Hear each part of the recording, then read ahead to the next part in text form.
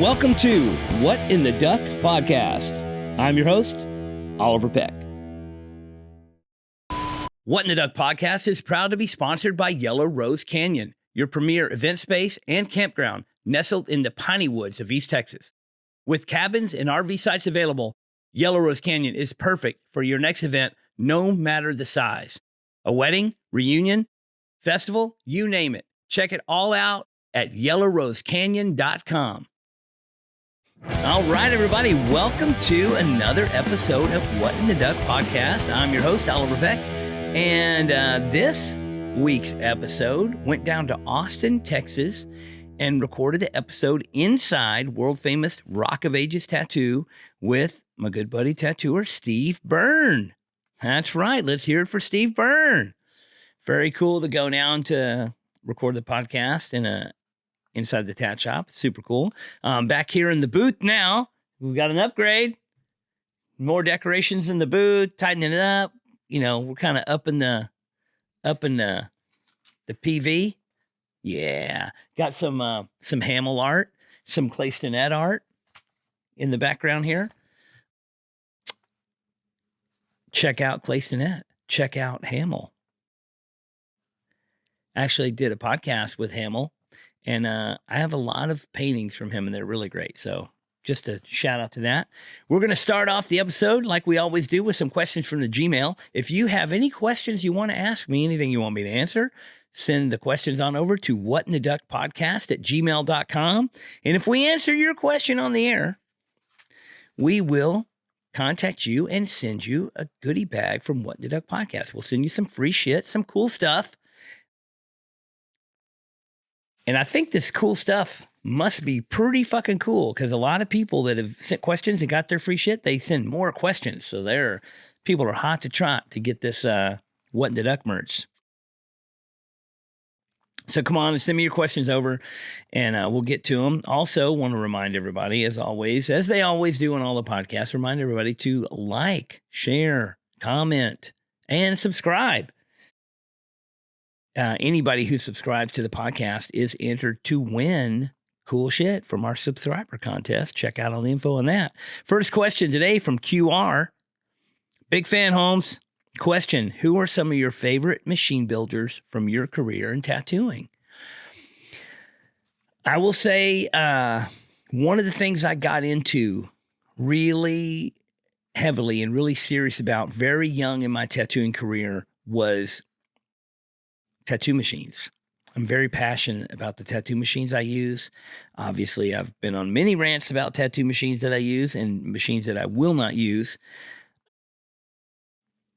But I think it's an important part of our craft. I think real hand-built tattoo machines from real tattooers are make a big difference.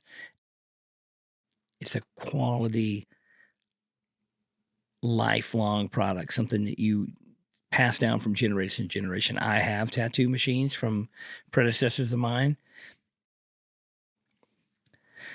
I have a lot of machines built for a lot of different people. Early in my career, some of the first machines I ever got were from Joe Kaplan and from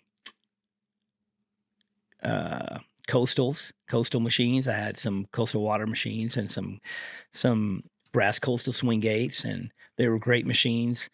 And then very quickly, I met some older tattooers that were also machine builders, and they would build machines specifically for the way you want to tattoo. And I got some really great machines I still use today that I've had for over 20 years.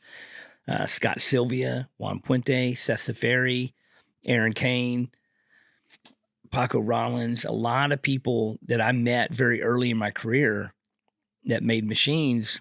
You know, I was lucky enough to see them make machines and be a part of watching them make them and kind of request certain things about how I wanted the machine.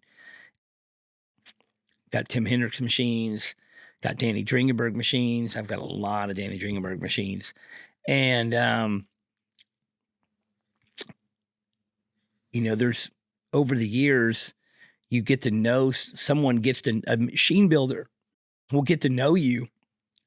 Like Seth Safari and me tattooed together quite a bit when he was making a lot of machines, and got to the point where he would just get a machine and tune it just right for what I was doing. Like he's like, oh man, I watched you tattoo that convention last month, and I saw how you were shading, so I built this machine to do that, and I'd plug it in and use it. And it's like, it was perfect. It was unbelievable.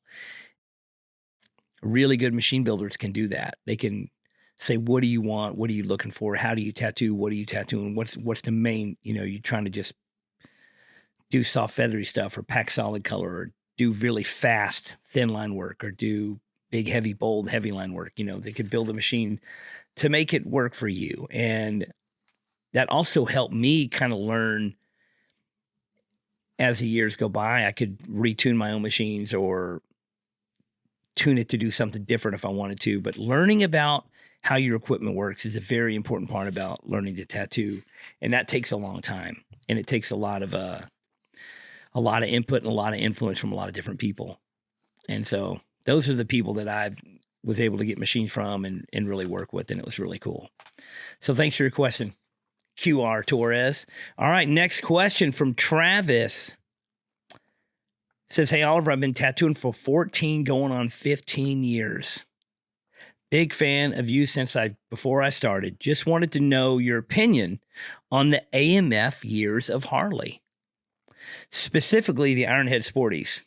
Personally, I think they get a bad rep. Thanks. All right, Travis, first part of your question, the AMF years of Harley Davidson, those are my favorite years of Harley Davidson. Just my personal aesthetic favorite years.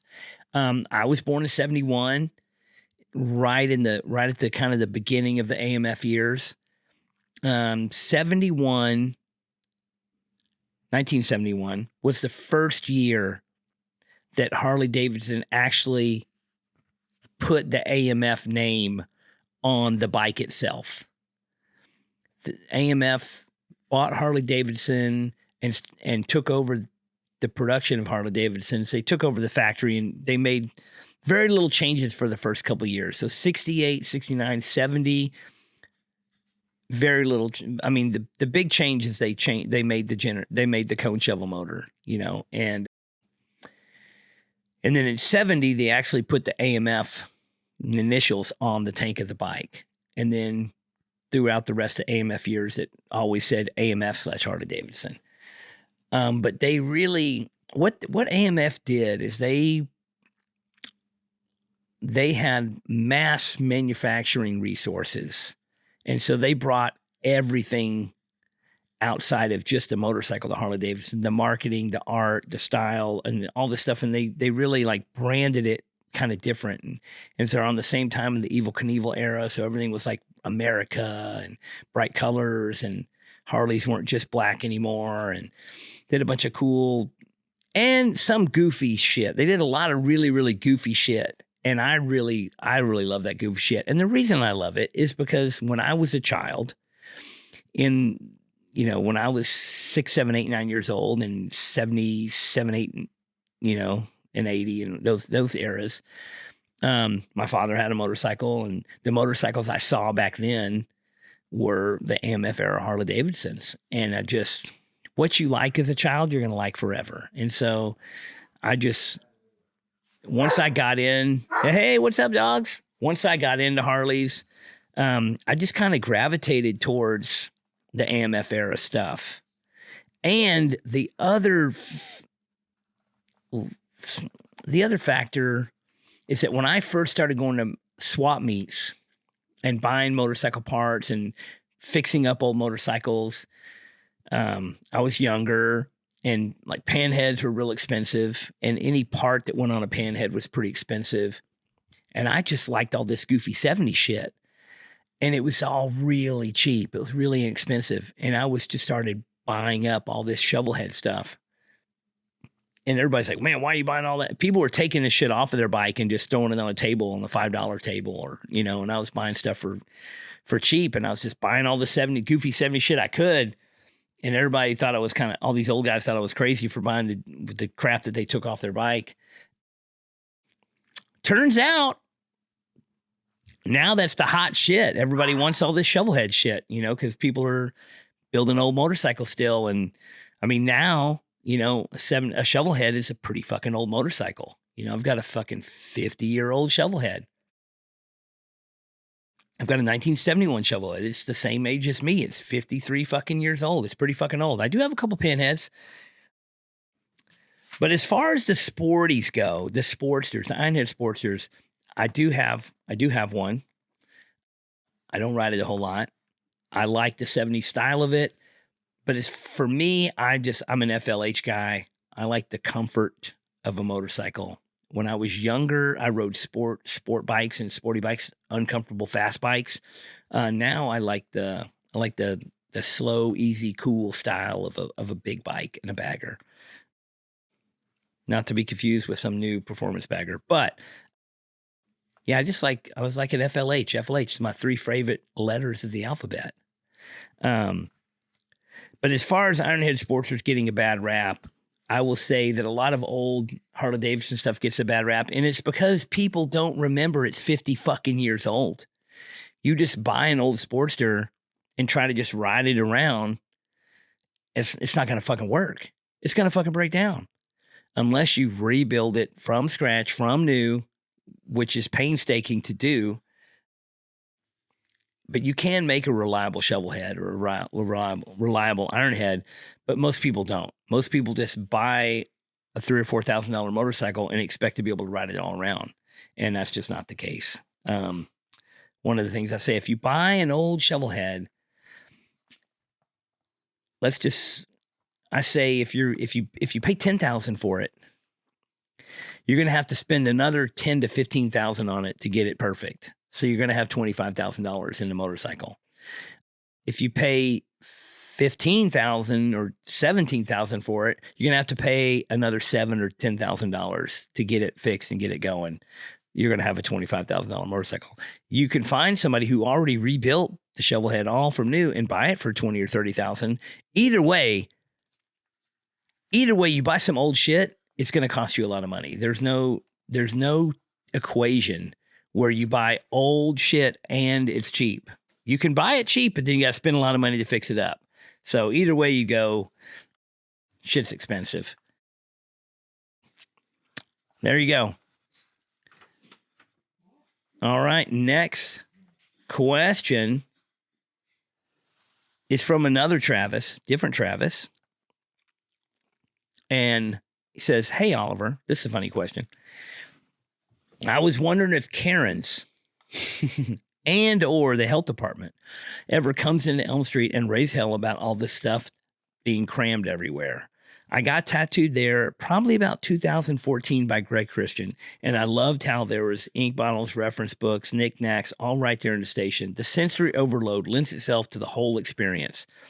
Thanks in advance if you end up taking this question. Love the podcast. Much love from Fort Worth." All right. Well, yeah, Greg Christian was tattooing on my station, and yeah, there's knickknacks everywhere. And I don't really ever, a lot of comments on how much stuff we have in Elm Street. A lot of people come in and they get tattooed and like, oh, there's so much stuff to look at, and they love it. And people that I tattoo in my station, like every time they get tattooed, they find something new. And it's like, it's like they count the dice on the shelf, or they see how many different, there's always something there like, hey, is that there? I was like, no, that's been there. They're like, is that new? I was like, no, it's been there for years. I'm like, well, I didn't remember it last time. I was like, well, there's a lot of stuff. But a funny story attached to this. I best, maybe a little over a year ago, 2 years ago, maybe, the fire marshal came into Elm Street Tattoo to do their fire inspection. They were like, we need to see this, and we need to see that, and we need to know where this is, and your occupancy permit, and all these things, or whatever. I was like, okay, cool. I happened to be there at the time. And okay, well, you have a fire extinguisher. I'm like, oh, yeah, of course we have a fire extinguisher. Like they go, where is it? And I'm like, oh, come on back. It's right here on the wall between me and Dean Station. And they come back and I point at it. And the lady is just like, she's literally speechless when she sees the fire extinguisher. And I like look over at it, and I look back at her, and she's just shaking her head. And she can't help but laugh a little bit. And she's like, why are there panties hanging on the fire extinguisher handle? And I said, honestly, ma'am, I don't know whose panties those are. They had been hanging on there for quite some time, some years, in fact. And I think that, every year you got to get an either a new fire extinguisher or a new tag to update your fire extinguisher. And whoever did that in the past, like they took the panties off the old fire and put it back on the new fire extinguisher, whatever. But there's some other stuff like crammed in and hanging on the wall, and there's so much stuff hanging on the wall, every single inch is something. And the fire extinguisher is one of those things. So if you didn't know where the fire extinguisher was and you just had to find it at Elm Street, it kind of just blends into the chaos. And so the lady was just like, can you, well, I was like, okay, well, obviously I grabbed the panties and took the panties off. They seemingly were unused panties. I'm not sure where they came from, but they were just, humorously, they were hanging there.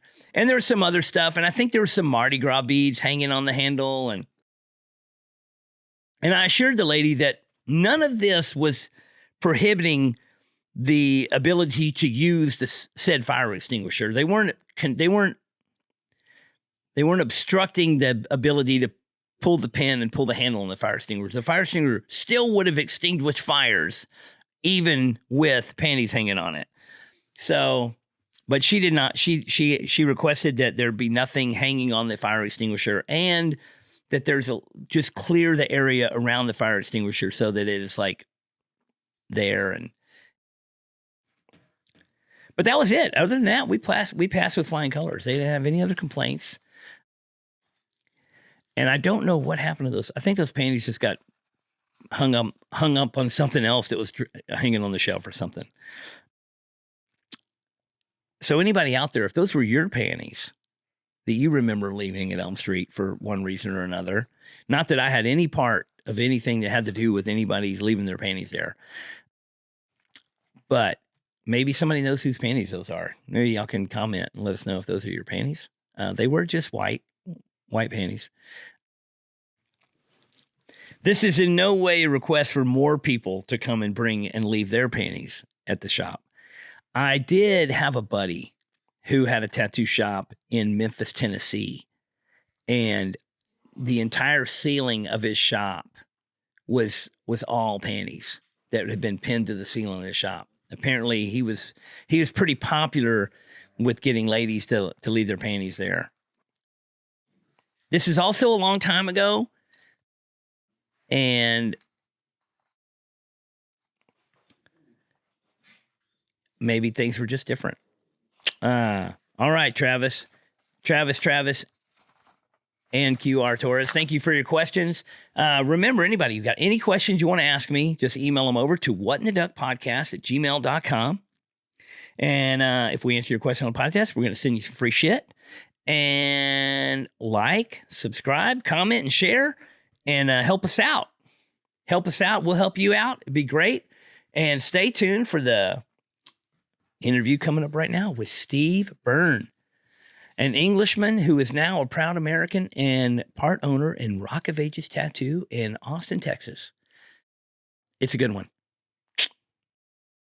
What in the Duck podcast is proud to be sponsored by Dream Machines of Texas. All of your used motorcycle wants and needs all in one place at dreammachinesoftexas.com. They have multiple locations, large inventory, and get new bikes in every week. Knowledgeable staff with great service, financing, and extended warranty options available. They also have a complete service garage, so every bike is gone through and brought up to speed before you hit the road. I've bought more than a few bikes from Dream Machines over the years, and I could not be more satisfied. I have also had friends from all over the country buy bikes because they couldn't find a better deal anywhere. You can buy a bike and have it shipped to you anywhere in the U.S. Why buy a brand new bike with that brand new high price when you can get a like-new bike with that dream deal you've been looking for? Go to dreammachinesoftexas.com and get a bike and get your ass on the road. All right, we are rolling. Welcome to another episode of What in the Duck podcast. I'm your host, Audra Peck, and today I'm here inside world famous and beautifully decorated Rock of Ages tattoo in Austin, Texas with my buddy Steve Byrne. Hey, Steve. Hey, Oliver. Thank you for letting us come here and set this up and do this, man. Super cool. You are very welcome. Even though it was short notice, I was really happy to hear from you. Yeah, we're doing the math on how many episodes we need to get out before I go on the road. Yeah, I figured. And you got to have you got to bank them up so that they can come out every other week. And if I'm gone out of town, then I got to grab a couple. So yeah, I'm glad that you were able to make this happen, man. Super cool. Yep. So Steve Byrne, what's your full birth given name? Stephen with a V, Thomas Byrne, Byrne. Oh, so you and Thomas, huh? Thomas. Yeah. Well, you just missed him. We're lucky enough to have Thomas Hooper Shout here out. for a week. Shout out to Thomas Hooper who just came through Austin. I missed him. I love Thomas Hooper. I miss him. I did enjoy the short time that I got to see him when he lived in Texas, but he's gone now. We get people. And the AC's back on. Thomas is now on. The AC's back on. We get people coming in here all the time who are like, "Oh, isn't this where Thomas Hooper used to work?" I'm like, "Yeah, he worked here for a while." And they're like, "I really wanted to get tattooed by him, but I just didn't get the chance." And I'm like, "Well, he worked here for about 8 years, so you didn't try very hard." Because I used to tell people all the time, like, about anyone who works in the shop, Tony, Thomas, anyone who's got like a slightly longer wait list than the rest of the guys here, I'm like, the best thing you can possibly do, the most efficient way to get in with any of these people is to do what most tattooers will welcome the most. Come on in here, say hi. Yeah. Put your name down. Come on in. It's the easiest Step thing right ever. up. Yeah. I mean, I don't even book that far in advance. And people assume that I have it's hard to get in with. And then people come to the shop and are getting tattooed by somebody else. And they see me there and like, "Oh my God, you're here." Or they ask whoever they're getting tattooed by. And they're like, "Oh yeah, you could get tattooed by him next week or 2 weeks or 3 weeks if you wanted to." And they're like, "Really?" I had a couple of emails just this week. It's like, "Hey, I'm going to be in Austin in October. Is it too... Am I able to get in with you?" I'm like, "Dude, I could tattoo you in 48 hours." Like, and there is definitely times where I'm, 2-3 weeks or a month out solid, and I have a pretty hectic travel schedule as well with tattooing, and but for the most part, if someone's in from out of town and they've got a cool idea, I'm going to tattoo you. Well, people like myself and you and Greg Christian and the heavily traveling tattooers. What people don't understand is we don't book out that far. No, I try not to. Because travel is like a main part of the gig for some of us. And I love to travel and I love to be able to travel. And if you're booked out 6 months in advance or a year in advance, then it restricts your freedom. Yeah. And I am against restriction of any of my freedoms. So I'm just like, I like to just, if I'm booked up 2 or 3 weeks in advance, that's great. And that booked up is booked up. Scott Harrison used to always say, if you're booked up 1 day in advance, you're booked up. Yeah. It doesn't matter whether it's 2 weeks or 2 years. You're still booked up. You're still booked up. Yeah. As long as it's 1 day in advance, you're like the next day you're booked. And then the next day after that, you're booked. So you were, I tell, I'm going to start off here, but I tell people a lot of times when your name comes up, I was like, man, Steve Byrne, he's the proudest American I know. And I love this. I love that you are here and you have embraced, Texas so much. And I mean, how can anyone argue that Texas isn't the best state in the country? It's like that old saying, like people that were, a lot of people that are native Texas are very proud. And then another people that aren't native Texas, they say, I wasn't born here, but I got here as fast as I could. It's the old story. But you were born in England. Yes, sir. And you grew up in what town? Northeast of England, a town called Durham. Durham. It's actually a city. It's a cathedral city. It's a very pretty, very beautiful place. I've been through there. Yeah. I haven't spent much time there. Most of my English travels have been the main, like London, Brighton, Liverpool, tattooing cities or whatever. Yeah. But man, it's changing over there. Oh yeah. It's changing. I feel like you got out at a good time. I mean, and I feel like you got here at a good time because things are turning. it's not the country it's not the country I grew up in, that's for sure. It's definitely changing. I do love going back there, and I have a lot of family and friends there that I adore. But I'll get back there and I'll look around and I'll be like, man, this is beautiful. I love it here. Why did I ever leave? And then 3 days later, I'm like, I gotta go. It's expensive and it's rainy and it's definitely like, it's a great place to go visit for a few days, but I'm glad I don't live there. I love living in the United States. Man, I remember one time I was in London, and it was during the tattoo convention, which is like muggy time of year. But there was like, I was there a few days before the convention working at Frist Street, and it was like a sunny day. And everybody was like freaking out. Oh, yeah. And like Danny came in the shop, he's like, let's go for a walk in the park, you know, and he like drugged me out. And like, I'm like, what is going on? Because there was people just, and he's like, oh man, it's a sunny day. It's like, we don't get this very much. And I'm like, oh, you need sunny days? Come to Texas. There's like a million of them in a row and it's hot. If you get a sunny day in England, there is actually a pretty sort of serious knock-on effect with the economy, because so many people just call in sick. Out. Yeah, they just call in sick to work, and they're like, I can't make it today.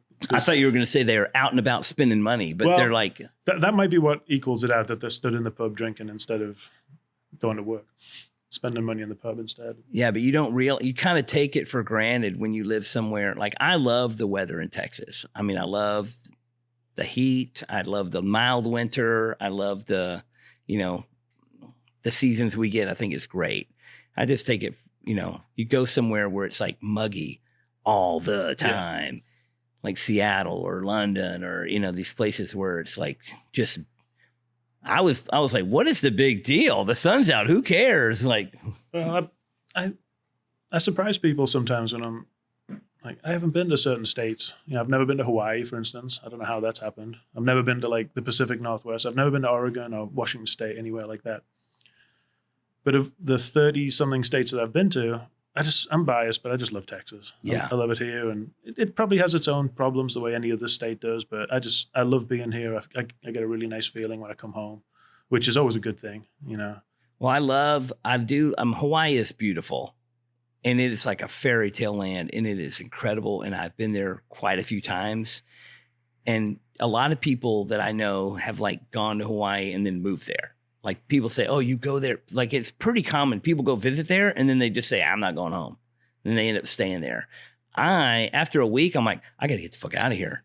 It's a small island. The island fever is real. Everything is like island time and everything is slow and it's like sand on everything. I'm just like, it is a great place to visit, but I couldn't live there. Some people, it is a paradise, but not for me. Yeah. But I would definitely recommend going. I'm good now. I'm good now. Sure. And the first couple times that I did the tattoo convention there was pretty cool. It's a pretty good convention, and they always have it basically based around like a Fleet Week type thing when all the ships are in. So there's a lot of Navy people getting tattooed. It's really busy. It's really cool. But man, it's harder to go and sit in a convention hall all day when there's like the ocean and the mountains and the Hawaii's right outside. You're like, let's get the fuck out of here. You know what I mean? But I did that. That's, when I tattooed on the Gold Coast in Australia, convention there, same deal. You're just sitting in a big fucking warehouse, basically tattooing. It's like, beautiful outside. Yeah. You step, 20 feet outside and you can see the ocean. You're just like, oh my God, like, what am I doing? I should go and hang out over there instead. But we love tattooing, so I do. We go all these places and see the inside of a tattoo shop. That's what I tell people all the time. They're like, "Oh, you've been to this place and that place, this place." They all look the same. Everywhere I go to a tattoo shop, right? But it does help when you walk into a tattoo shop and you're like, "Oh man, this fucking place is cool." Like, I love, there's certain shops that I go to around the world. I'm like, I love going back there. And then there's I don't want to name names, but there's certain shops you walk into and you're like, it's a bit of a whitewash kind of like shop. This feels like a dentist instead of a tattoo shop. You know what I mean? And I like chaos. the blank walls that drive me crazy, dude. I'll go in a tattoo shop with blank walls. I'm like, do these people even know what they're doing?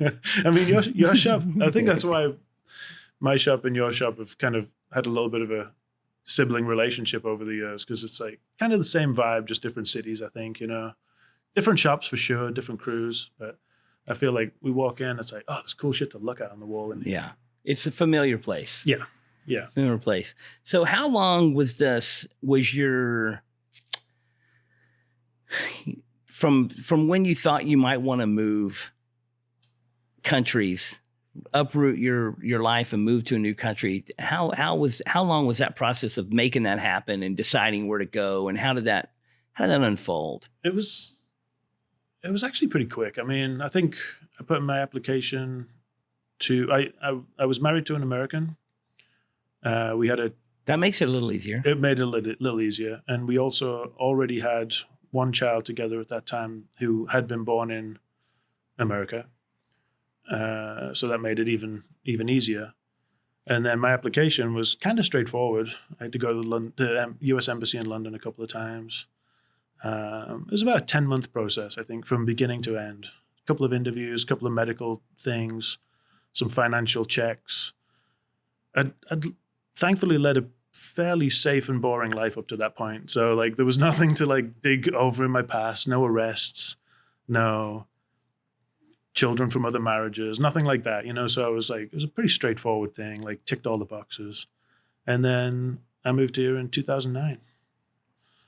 So from living in, I'd been coming and going to the US for a little bit before that, but staying on 90-day work visas, no longer. And I knew a couple of people who'd diced with that a little bit, like, and been caught and then had not been let back in. I didn't want to get, I didn't want to have that problem. So. Overstaying a visa or getting caught working when you're not supposed to, that can put a stain on your, on your credentials pretty heavy. Yeah. So I mean, you also walked into a pretty sweet arrangement here with Rock of Ages Tattoo. I mean, one of the sweetest deals I could have imagined. I mean, Jason Brooks, the previous owner of this shop, I'd asked him for a job right around, we were all at the London convention. I'm sure you were there as well, probably 2007. I was there pretty much every year. Yeah, same. I mean, I think I was working at the Frith Street booth with Thomas and Nicole Lowe. And I might be getting my years mixed up. But anyway, I ended up talking to Jason. I was like, you know what? I'm going to come out there and work.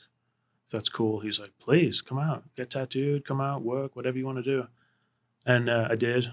I fell in love with Austin. Like I'd been all over the States pretty much, like at that point. Anywhere that I'd sort of really wanted to tattoo, I'd kind of gone there purposely to tattoo. But I got to Texas. I loved it. I thought it was great. And kind of made a decision like really quickly. Like that's where I want to be, I think, you know. It's kind of easy. I just put my application in. We sat on it for a little. I shouldn't say easy. It was actually, you know, a lot of time and effort. But in my memory now, it could have just been a nightmare, and it really wasn't. I got my visa, and we moved here. And I had two of my kids were born here in Texas. My shop's here. You know, it's home now. Living a dream. Living the dream. Yeah. And I mean, obviously, Tony Hundahl, partner in the shop, couldn't ask for better. The thing is, me and Tony, we talk about this fairly regularly. Even now, 16 years we've been in business together. I mean, that's crazy. It's been that long. I can probably count on both hands the amount of real arguments he and I have ever had. We've definitely locked horns a couple of times on stupid shit, but it's definitely never come to blows. We've always kind of just been like, well, whatever. Yeah. Gotten over it. But people, at least to begin with, were like, what the fuck is going on with you and him? Like, how do you even know that guy? Because, you know, we're just completely different people in so many ways. He's been a few different Tonys over the years. Oh, yeah. I mean, he's absolutely the best version of Tony I've ever seen right now. That's great. So, and yeah, we just essentially went into business without knowing each other, which sounds crazy. Even me saying it to myself now, it sounds nuts, but we did it. But there was already a respect in tattooing that existed, which carries a lot of weight. It does, yeah. There was mutual respect, and I think we both realized, like, hey, we have a chance to really do something here if we want to. I feel like there's probably opportunity, probably looking at it, if I was going to look at it from one of y'all's point of view, I could see Tony saying, hey, this is a great opportunity to get Steve Byrne to be a partner and this shop's going to be a powerhouse. And I could see you being like, hey, I'm going to come here and Tony's already a thing. I'm like, mutually beneficial to join up in the shop. And with Jason leaving and taking over this place, I mean, it was like it's just like a magic little pin drop that worked out just great. It was definitely like a sort of, we have to do this moment, And I remember Tony called me. It was like 2 a.m. in the UK. I don't think he'd kind of even calculated or thought about the time difference. I always call my friends in other parts of the world just whenever. And if they don't answer, I'm like, I don't know what time it is there. Fuck it. Could be 6 a.m., could be 6 p.m., who knows? But I picked up the call, thankfully, and we got talking for a second. He's like, hey, this is what's happening. I know you've already packed up your shit. And in actual fact, my stuff was sitting in a storage container in Liverpool, waiting to be picked up on a fucking container ship that was going to... so you really actually a ship. I was moving. No, I'm not saying, but you actually shipped your shit over here. Yeah, I had a whole house and a whole shop in the UK. Yeah, but a lot of people would have just liquidated and came and then reacquired. I did a lot of that as well. Yeah. But there's I mean, if you look around, some of this stuff came with me. And there's you a lot gotta of have stuff. it. Yeah. Stuff you got to have. There's definitely like some stuff I probably should have just left behind. But at the same time, in my, I was 30 years old or whatever at the time. I was like, no, I need that. Like, that's cool. But yeah, my stuff was sitting in a shipping container in Liverpool, waiting to be picked up, sent to Houston. Then it was going to be driven to Austin, and we were going to live there. I was going to work for Jason. He'd offered me like 4 days a week, and I was like, perfect. I got a young baby. And then he's like, new shit has come to light. New shit has come to light, yeah. It was, but I heard it from Tony. I didn't hear it from Jason. And then Jason called me eventually. He was like, okay, this is what we're going to do. You and Tony are going to buy the shop. This is the price. We agreed on a price. And that was that. Deal of the century. It was. I mean, me and Tony, we work 6 feet away from each other every day. And it'll come up every once in a while like, God, can you imagine? But we ended up really looking out. I mean, even if this partnership, the shop ended tomorrow, working with Tony and, the other guys over the years has been such a privilege, like in tattooing. I'll always look back on everything that happened in the shop with like fun, like a fun memory. You know what I mean? Yeah. It'll be cool. I mean, it's definitely is the world famous Rock of Ages tattoo. It's nice when I go places and people are like, oh, that's your shop. Yeah. Okay. Yeah. I mean, it's really nice. And a lot of great tattooers have come here, worked here, been here at some point or guest spotted here, come through here. I mean, this is one of the top shops. I kept like a pretty casual list for a long time of everyone that had ever worked here that I knew about. And there was definitely some I'd missed because I didn't own the shop in the beginning. And it's fucking crazy. It's a crazy long list. I'm sure your shop's kind of the same. If you added up everyone, it's going to be... We were talking about chaotic. that today. It's hard to, I mean, there's people that work there that are not alive anymore. Oh, yeah. Which is, some of my favorites. Yeah. Yeah, it's pretty wild. I mean, it's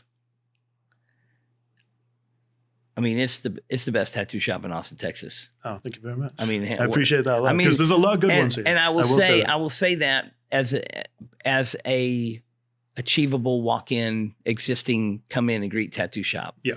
One of my favorite tattooers in the world is also in Austin, Texas, Chris Trevino, and that is a different kind of shop. Oh yeah. Yeah. I mean, Chris is a different animal than any of us.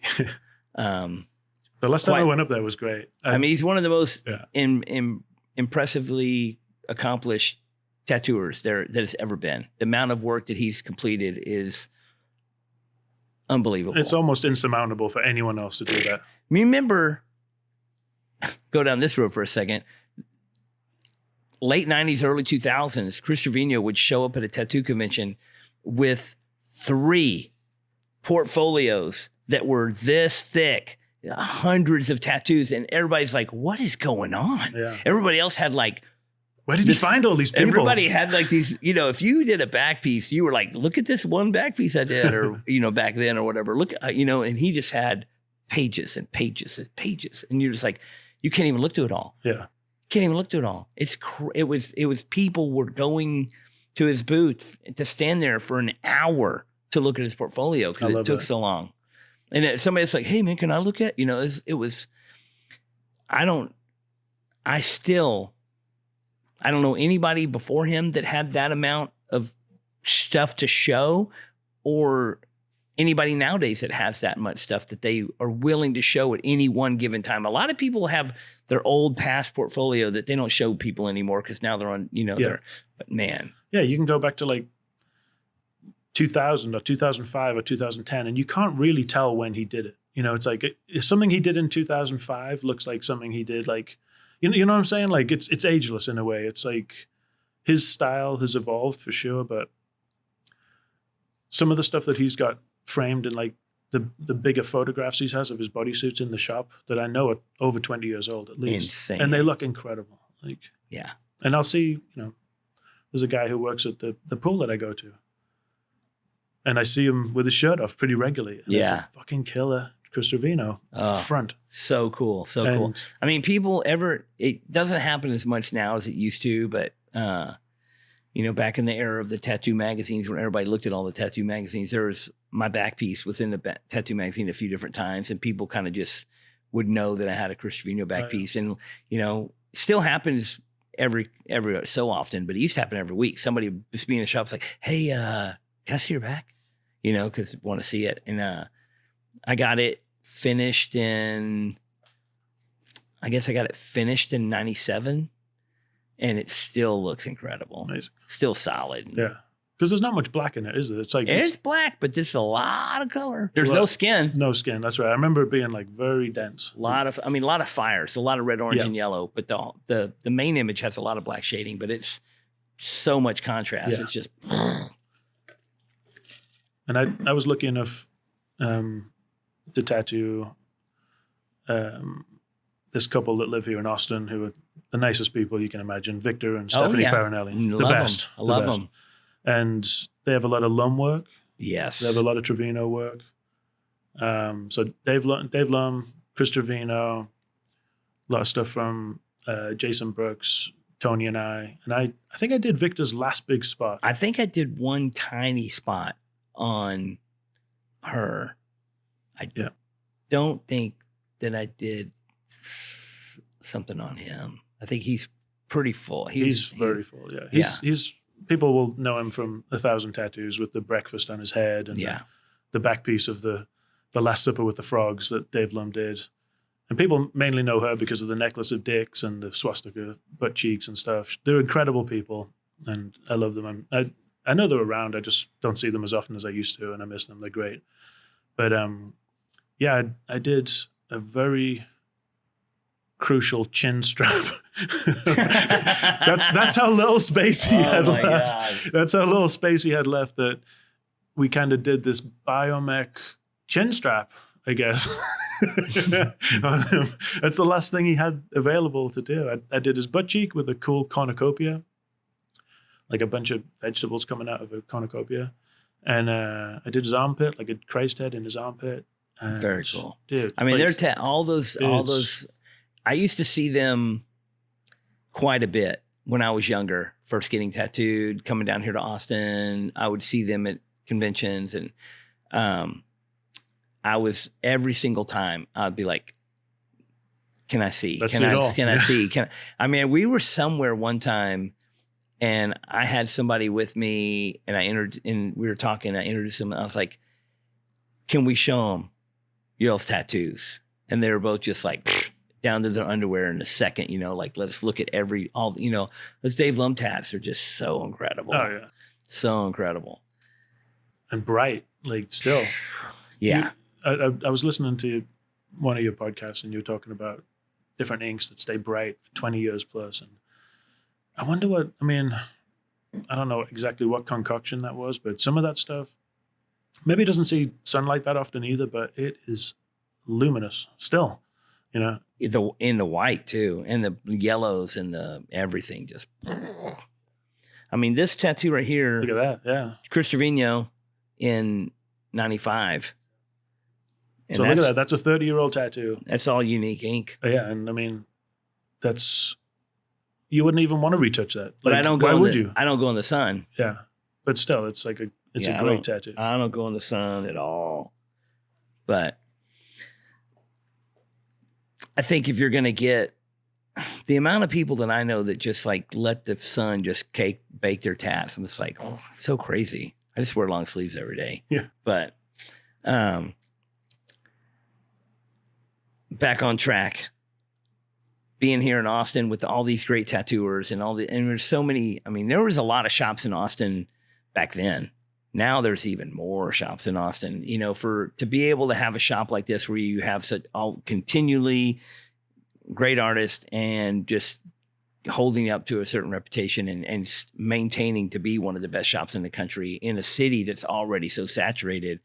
I mean, it takes people like you and Tony that are dedicated to pumping out great work. And, you know, well, I feel like I use social media more than Tony does, but only to my advantage. I mean, I use it to show. You're a pretty good social media. I think so. I think you make posts that are interesting. You always put a little effect. You always put a little couple, you know, like I try to make it something fun to look at least, you know, but I also think that nobody gives a shit because, you know, I don't really mean it like that. I just mean broadly. I think there's people who love to check out the tattoos, and I do it a lot for myself as well, just as like okay, this is essentially my portfolio at this point, because people just know that they can check in on my Instagram and see what I've been doing. And the recently. portfolio is not a necessary thing anymore. No, really. I mean, we still have them here. Not many shops do anymore, but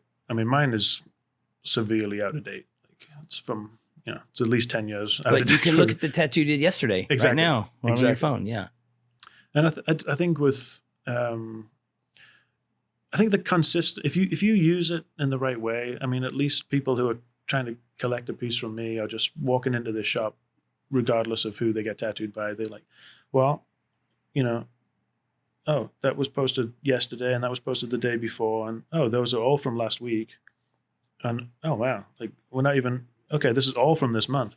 So there's like a consistency and there's like, oh, this guy tattoos a lot. Like once you get past that element, there's an element of trust there of like, oh, you can take an idea and turn it into something very different and elevated from maybe what the person originally wanted, but it exceeds their expectations. And that as a tattooer is exactly what we're trying to do. Yeah. I did a tattoo. It was one of the last things I posted on my Instagram, actually, of a little QB riding some bombs, raining down. And the guy came in, quiet guy, but had a few ideas. I kind of had to shoot them down a little bit. And I was trying not to be rude. I was like, what's the next idea?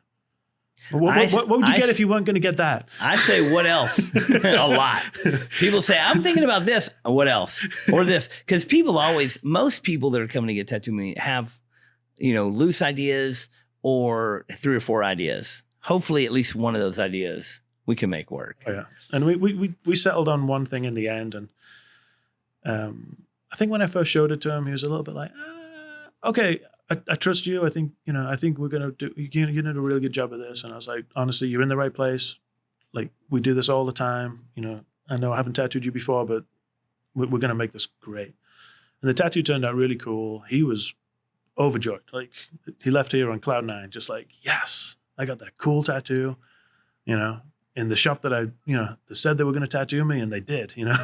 I think it's funny that some people, I don't understand it because of the way my mind works, but some people come in and when they show you images that they want or show, I like this, and then you're like, okay, I could draw something like that to fit this spot and I can put these elements together, whatever. And then you show them just the outline and they just don't see how it's going to come together. And so sometimes like, well, what about this? What about that? And you just, in my mind, I can already envision exactly what it's going to look like shaded, what it's going to look like colored. And when they don't understand that, sometimes that's a little bit of a barrier of like getting them like, hey, look, you like this tattoo I did. That's the kind of tattoos I do. This is going to be, I'm telling you, this line work is going to be great. It's going to be what you want. And usually that's the people that like when as soon as you get it shaded, they're like, oh man, it's like coming together. And then you put the color in, they're like, I just couldn't see it like that. with the drawn on stuff as well. That becomes a real thing. There's some people that are very scared of that. Oh yeah, and I keep a couple of portfolios of line drawings sitting around because if someone's like, oh yeah, I want to get a Kintaro riding a koi with water, I'm like, rad. Yeah, but you're just going to sketch Let's water draw it on on. Yeah. willy-nilly, and they're just going to see a bunch of scribble, and they don't know. What about this line? Well, that line doesn't count because that line's just here. But see the line that's here? That's the one I'm going to do. Well, how do you know which one? I'm like, because I know. But most people, and maybe rightly so, they're used to somebody coming out and being like, how about something like this? And I'm just like, okay, hop on up. We're just going to draw this one on. Yeah. Or we're going to draw on like some biomech, like gap filler thing. And they're like, whoa, wait a moment. I've never had this done to me before. And I'm like, well, the 5 tattoos that you showed me that you liked, I drew all of those on. So you're set. And that's why I started using social media and to show that. 9% of the time they come out great. Yeah, I mean. So the odds are in your favor. Yeah, 9 out of 10 are great. But that one, I'm joking. Well, I've been at a lot of conventions, like used to work Milan convention, and it was such a pain in the ass to get a stencil made.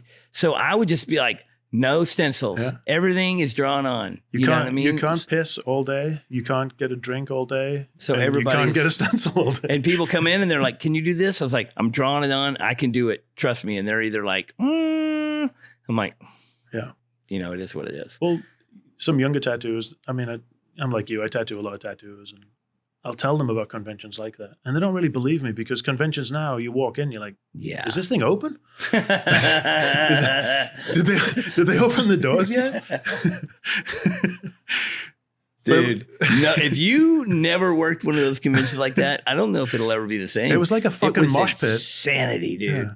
Yeah. But in that scenario, somebody would come and they want to get a tattoo. And most, they're like, what do you want to get? And they're like, if they said, I don't know, they could say this. And I'd be like, we can't do that. Because I can't make a stencil. I can't use a copier. And like, well, what about an eagle? I can do an eagle. Yeah. Like, what about a ship? I can do a ship. Why can you do a ship, but you can't do this? Because I have drawn 10,000 ships. I've never drawn this other thing that I don't know what it is yet. So I'm not going to just like let my first time, I'm not going to, you know what I mean? Or somebody wants like some super symmetrical design or pattern or something, like, nope, can't do that. Because they come up with their little printout of what they want. You're like, no stencil, sorry, can't do it. Those Milan conventions and the London conventions at the brewery, at the Truman Brewery, where it would like bottleneck and you couldn't even move. Oh, I didn't leave the booth. Yeah, it was, if you needed to go anywhere just to get a bite to eat or something, it was like, forget it. Like, I'll be back in maybe 2 hours. We didn't eat. We starved all day and then went to eat Indian food as soon as we got out of there. Well, me and Chad Keplinger started sending our customers to get food for us. Like, hey, we'll be done in an hour, but can you go and get us a Cornish pasty? Well, what we do, I mean, you can also send your customer to go get a stencil made, but then they don't come back for an hour. Well, man, speaking of Chad Keplinger, the best, the king. There's a correlation between you and Chad and Greg Christian, and a few other tattooers probably that fall in this same deal. But you guys oddly have a lot of similarities in the tattoos you do, but also have your own unique way of translating it. Yeah. I think what it is that you and a couple of those guys use a lot of the same root inspiration and reference, and then you take it your way or that way, because a lot of things I see Greg and Chad do. It's like you can tell that they both derived it from a similar place, but they also put their own twist on it.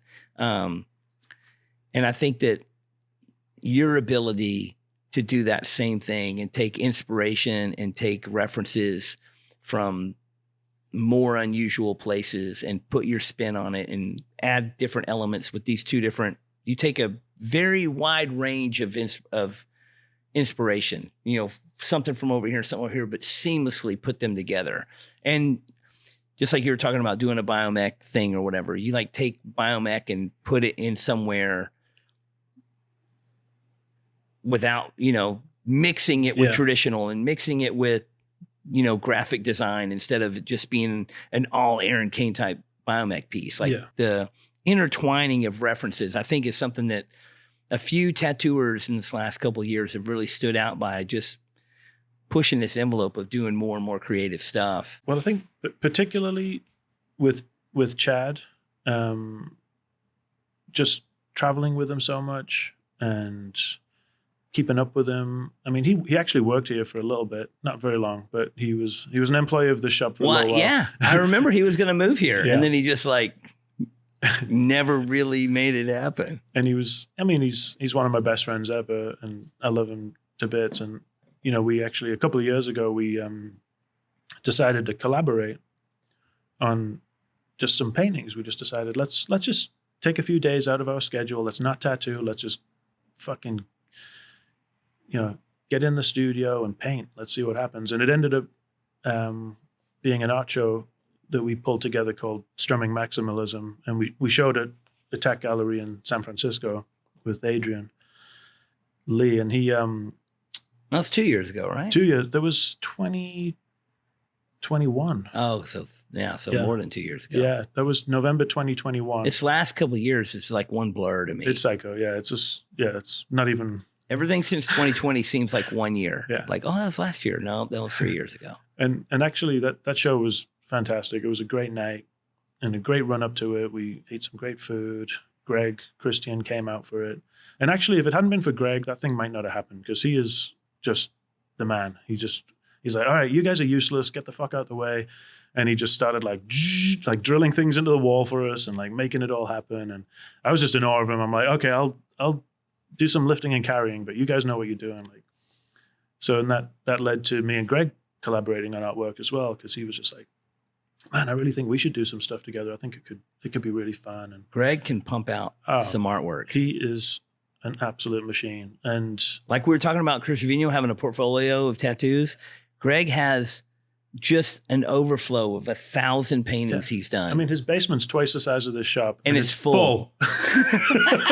Of paintings. Every drawer you open, there's wait a minute, you did these 300 paintings when? Oh, last couple months. It's like, one of the first times I went to work at Tattoo Faction, me and Greg had traveled quite a bit together, and,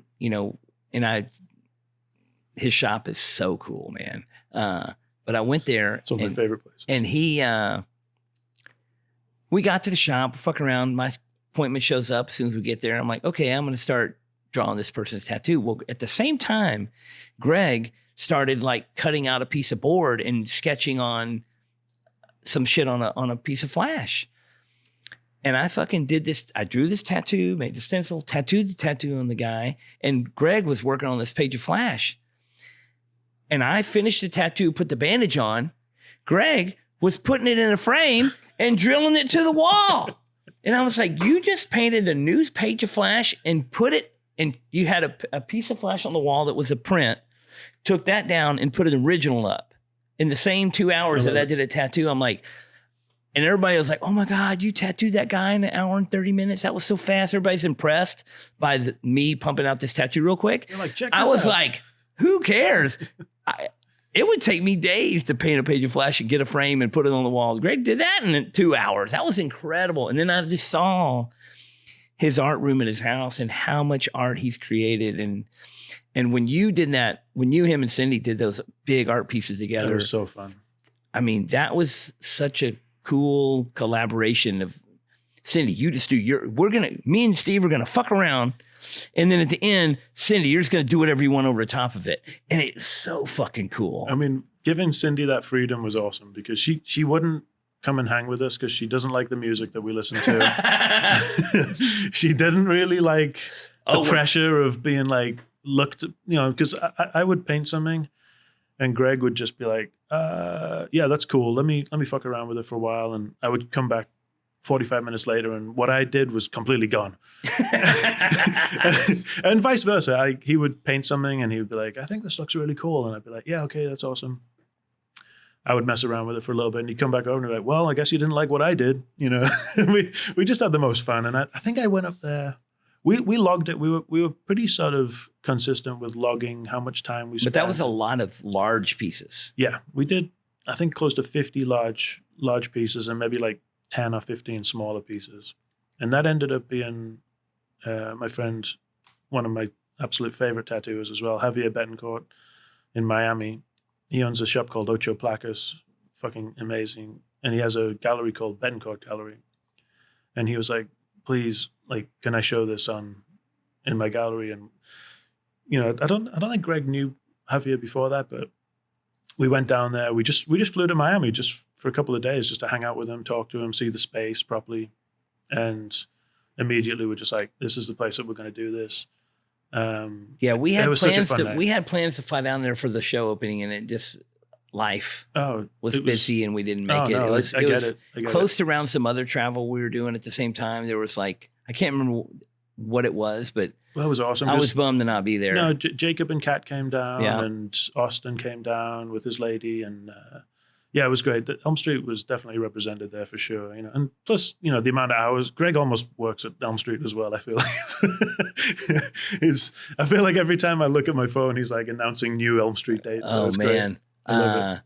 I try to clock in as much Greg time as possible. I mean, we do a lot of non-tattoo stuff together, just going to swap meets and stuff. But we always, I mean, he's definitely this last. I mean, I don't even know how many years, maybe this close to a decade. He's been my favorite travel partner. Yeah. He's easy to travel with. And he's go on. He's fun to travel with for sure. It's getting him, once you're there, it's great. Getting him to commit and book the ticket. And he's the most last minute motherfucker. He was coming to Dallas this weekend for a swap meet deal. Yeah. Right. And then, you know, I talked to him one day. I'm like, all right, we're coming to Dallas. You know, this is the day, blah, blah. He's like, yeah, I'm going to stay at the house. I'm like, cool. He's like, oh, man, have you booked a ticket? No, I'm booked a ticket today. And I talked to him the next day. He's like, oh, I'm booked a ticket yet. And then the next day, he's like, I'm not coming. I'm like, wait, yesterday? It's just like, he's like, nah, it just became too last minute. I'm like, it is last minute now. But we've been talking about it for weeks. It wasn't last minute 3 weeks ago. What happened? He sends me. He's a procrastinator. Either him or Cindy sent me photos of their back garden covered in snow every couple of days, or whatever. Especially this time of year, of course. And like, maybe I wouldn't want to leave that cozy house if I was there. Oh man, we love the Chateau de Christian. It is a nice place to stay. It really is. Yeah. They're excellent hosts. I've stayed in that.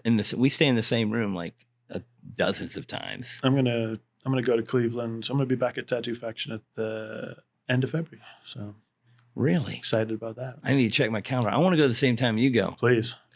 That'd be great.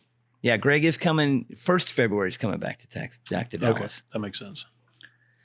But yeah, there was and then we're doing our schedule for the year for what tattoo conventions I'm trying to do and what he's trying to do. And there's some that he won't do and there's some that he will do. But I'm doing some that I try to convince him to go to Fresno. He won't go to Fresno.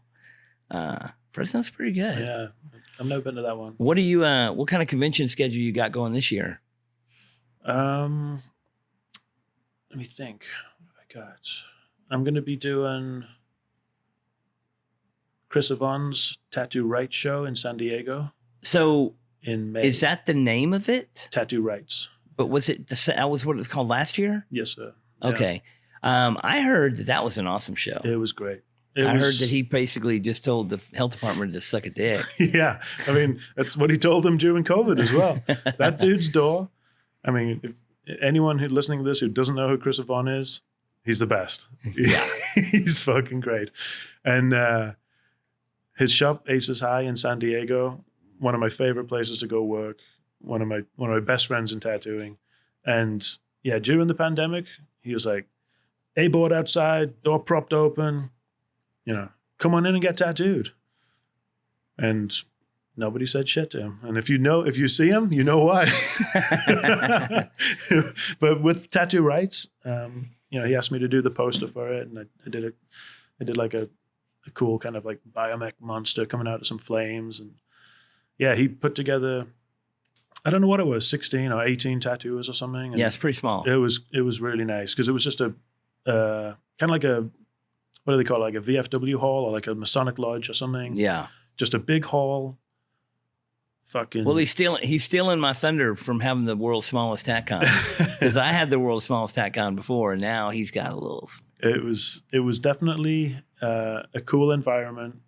You know, he had people from all corners of the country and abroad. He had a couple of guys from Italy, a couple of guys from England. I think there'd been like, I don't know, me and Tony were there. Who else? It was really cool. We just all, you know, and it wasn't like there was like, hey, this guy's here, this guy's here. It's like, hey, grab a table, grab a chair, find an outlet, get to work, do some fucking tats. Hell yeah. And I loved it, you know. It was really cool, really fun.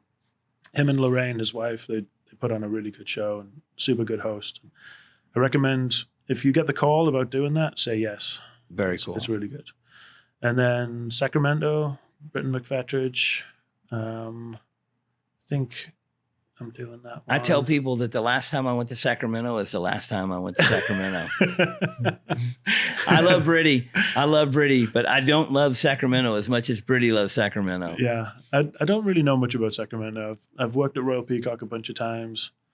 I love Brittany, and I've done the show twice. Did I miss it last year? Is this the third or fourth one coming up?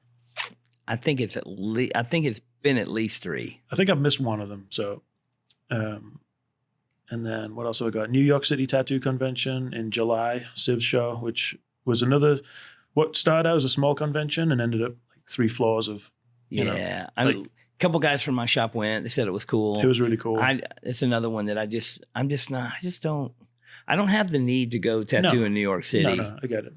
I mean, I don't either. I love Civ, and we definitely had. Looked like a great lineup. It was fun. Looked like a great lineup of people. I didn't really go upstairs, other than see a couple of bands. There was bands playing on the roof of the convention, which was cool, like outside. So you had like Earth Crisis and Integrity and Dead Guy and Orange 9mm and Into Another playing on the roof. And you didn't see any of it. I saw some. I managed to peel myself away and see some. Well, I mean, you and me and Greg and a few other people, we're usually just we're the workers. at the booth. We're the workers. From, yeah. Me and Greg, we'll be the first people in the booth. Yeah. First people in the door to convention, and first people tattooing, and the last people to leave at the end of the night. Well, we try to do as many, tattoo till they throw us out. The last London convention. They had to throw me out of there every year. Well, me and Greg and Sam Lazelle went to eat on Friday lunchtime at this really nice restaurant. We sort of set a lunch date and everything. And Greg's like looking at his watch. I'm like, you got somewhere to be, bud? Yeah, tats. he's like, this thing, what time's is lunch over? And I was like, I don't know. I remember this. And he was like, Greg was like, they drugged me this goddamn lunch. I spent all this money and I'm fucking missing out on tats. He's like, what's this? Pigeon pie, whatever it is. And we get remember this. we get to the answer, and he's like, look, it's, this thing starts at 3 p.m. I've got 8 appointments. And I'm like, 8 appointments? This thing starts at 3 p.m. and you're doing 8 tats. And he's like, 2 of them are people's heads. So I was like, well, you better get going. We'll take care of the bill. Oh, yeah. So he left lunch early, which that means that guy was desperate to do some tats. I love being in the booth with Greg, because we'll both be jamming and we'll be busy, and he'll be like, it'll be getting close to the end. He's like, I got 1 more tat. I was like, 1 more? Pussy, I got 2 more. You better get another tat. Yeah, he'll buck another one immediately. Yeah, like find somebody else who, Audra, sell Greg another tat. We don't have time. We got time. Well, he's a tattooer that leads by example. He's at his shop. He's painting a sheet of flash in the time it takes you to do a tattoo. He's putting it on the wall. All those guys that work for him, are seeing him do that every day. If I wish I had the motivation to do more art outside of tattooing. I tattoo every minute that I'm at the shop. I don't do a lot of the only time that I have to schedule out time to paint. And that's what we do. We do these flash paint days every year. So I close the shop for 2 days. We paint flash for 2 days. And then like there was from 1 year to the next, that's the only time I painted flash, those days. Yeah. So I mean, I do envy Greg in that sense that he's sets up this art room in his house, has all this time and all this resource to like create all this amazing art. It's like, I'm jealous of that. I mean, it's something that Trevino said. I can't remember whether it was in an interview or maybe he just said it to me, but he's like, I didn't get into this to be a fucking painter. Anyone can paint. Anyone can be a painter. I want a tattoo. You know, so he's like, you want to do as many tattoos as you possibly can while you can. You can paint when you're old. And maybe that's my new motto. I'll paint when I'm old. Right now, I'm going to do tats. Yeah. I mean, I'm also a money motivated guy. Like I want to do tats. I want to, I want to be in the biz. I love the atmosphere of the shop when everybody's tatting together, or tattoo atmosphere at the convention when it's busy. I mean, how lucky could you be? Feed off that energy. Yeah. How lucky can you be to do this job every day? You know, I mean, I tell people all the time, you've already won the lottery. You're a fucking tattooer. Now it's time to, get serious. Yeah. You know, you're in. Now you've just got to do the real hard work. And I don't even consider it hard work. Like there's days where my back hurts and whatever. I hurt. But I hurt my hands, my neck, my back, they hurt every day. But what job are you going to get that you don't have that? I know. At this point, you can swing a hammer for 35 years or whatever, and you're going to be fucking wrecked. Like, oh, dude. When I have to do a day on the computer for the print shop, that wrecks me. Mm-hmm. That fucking on a keyboard and staring at the computer for hours, I'm losing my mind. I'd rather be like digging a hole with a shovel or something. The computer is like the drain of my existence. It just sucks the soul out of me. I definitely, if I ever take time off, which I do, but I miss tattooing. Like I miss sort of the act of doing it. I think it's like maybe the creative exorcism or whatever it is that you sort of get from working, and you get like this sort of buzz from doing it. I mean, you know what I'm talking about. I can barely remember a trip that I took that I didn't take tattoo equipment with me. I can't. I mean, I don't. There's got to be. Even when we went to Hawaii for New Year's, I took tattoo equipment so we could tattoo each other on New Year's. With Beppe and. But we just went to Japan recently, and I hadn't been to Japan in 20 years, and it was fucking awesome. And it had changed drastically since last time I was there. Oh, yeah. We went to Three Tides in Osaka, and I thought it was a new location, but it was not a new location. Same place. Just the place had changed. So it used to be in an alleyway with the little alleyway leading up to this door. And then you're like, oh, here's Three Tides. It's so cool. The whole thing is different. Yeah. There's a fucking 40-story high rise 5 feet out the front door. Yeah. And I was like, oh, they moved to this new district. No, that's just new building. 20 years is a long time. Oh, yeah. I'd been there. So similar thing. I went last year as well. I was there all of April 2024, pretty much for the entire month. Arrived there April 1st, left like April 30th or whatever. And Maxine and I just traveled around, and it was awesome. It was just it's kind of like a life-changing trip every time you go to Japan, I think. But I hadn't been for 17 years. Oh, so I this was like, Audra's first time to Japan. Yeah. It definitely changed her life. Yeah. I'm going to speak for her. She is, since we've been home, all she does is research shit to do next time we go to Japan. Like she is like sold on. We already kind of have an idea of where we want to go next. We're planning a trip. I'd love that. Me, you, and Greg, and whoever else is going to go to Osaka together. I'd love that. Especially now that they've opened Mitamoto in Kyoto. Yeah. I texted with Masa that after we talked about it at the Christmas party. I texted Masa, and he's like, I love this. This is going to be amazing. He texted me. Yeah. Well, one of the, Masa's so funny. Can I just say thank you to Juan Puente as well for organizing my reconnection with Masa last year, because I hadn't spoken to Masa for fucking 10 years. Yeah. At least. And I had been to Three Tides before, but I'd never tattooed. I went to Three Tides in like 2006, 2005, 2006, whenever it was I was there. And that was around the era that Trevino was there. It was, yeah. Adam Barton, Trevino, Paco Excel, Chris O'Donnell, like that. They had those, Chris Garver, they had those portfolios in the shop when I was there. And I was just like, this is cool. And then those guys were so welcoming. They took us all out to see a show that night. What in the Duck podcast is proud to be sponsored by Legacy Ink, the finest in tattoo pigments. I've been using this ink exclusively for over 20 years myself. It has been recently rebranded and marketed, but it has been the same recipe for decades. Real, hand-mixed tattoo pigments that heal great and last. People always comment on the yellow that I use and the yellow tattooed on me, my favorite, the Mayan yellow. I have seen countless 20-plus-year-old tattoos with the colors still vivid. Don't duck around with all these newfangled companies with their watered-down baloney. Get the tried, true, and tested good shit. You can find them on Instagram at Legacy Pigments or email Ashley today to place an order at legacyartsupplies@gmail.com. Tell them Oliver sent you and receive a special discount. Don't just do tattoos. Be part of a legacy. We hung out. It was really cool. And I planned on coming back to tattoo, but I ended up getting married and having a bunch of kids, so I didn't. Then I went back last year and tattooed in. Well, good news now is you're divorced. Well, cheers. Cheers. Thank you. But I tattooed in Osaka.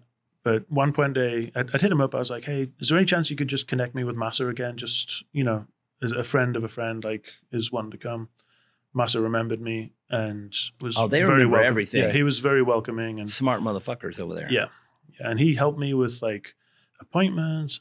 Like in Osaka and Kyoto, I tattooed mainly Japanese people. In Tokyo, I tattooed mainly Australians and Westerners. But I tattooed an Australian in Tokyo this time. There's a lot of Australians there. But that little Harajuku area where Three Tides Tokyo was just like every fourth person was Australian that walked by us. We were like, well, this is their playground. That's what they're doing now. Yeah, there's a lot of, it's like hip to go there. But I tattooed at this shop called, I asked Masa as well. I'd become friendly with Megumu from Zumbido Tattoo. Megu Weirdo. Do you know who I'm talking about? I don't know. He worked check it out. He worked at Everlasting in the 90s. Okay. With Mike Davis. And that sounds... those guys. There's a really, you remember the old Everlasting that had like the butterfly tile at the front? Yep. There's a really cool photo of, it's like Mike Davis, fucking Patrick Conlon, Bugs from Evil from the Needle, and then a bunch of Japanese dudes, and Megu's one of those dudes. Oh, cool. I remember seeing that in a magazine years ago and like kind of just clocking it like, oh, these guys all have fucking cool tats, and they were just coming from Japan in the 90s to get tattooed by Ed Hardy and and Scott Sylvia and stuff. Yeah. Anyway, Mego reached out to me when I was in Japan. He's like, hey, if you want to come to my shop, it's different to Three Tides, but it's like almost like a private studio. Come and tattoo me and a few of my friends. We'd love it. So I just went over there one day. Me and Joe chat. We just got a cab over there and we walked in and they're all just smoking cigarettes. Kind of jarring, because I'm not used to people smoking while I'm tattooing. But that fucking place was foggy. We walked in, everyone's just like, okay, Steve Byrne, Joe Chat, you tattoo. And it was awesome. It was the best fucking day. We just sat there. I tattooed like Megu and all of his crew pretty much. And they all got cool tats and just, they were in love with like 90s tattooing. And like, they were talking about you and like, people who'd been, people that they just knew that I knew. Yeah. They were like, They wanted to know all about it. I loved it. Yeah, Masa's been really incredible. Yeah. I mean, Matsuya as well. Matsuya's one of the fucking best.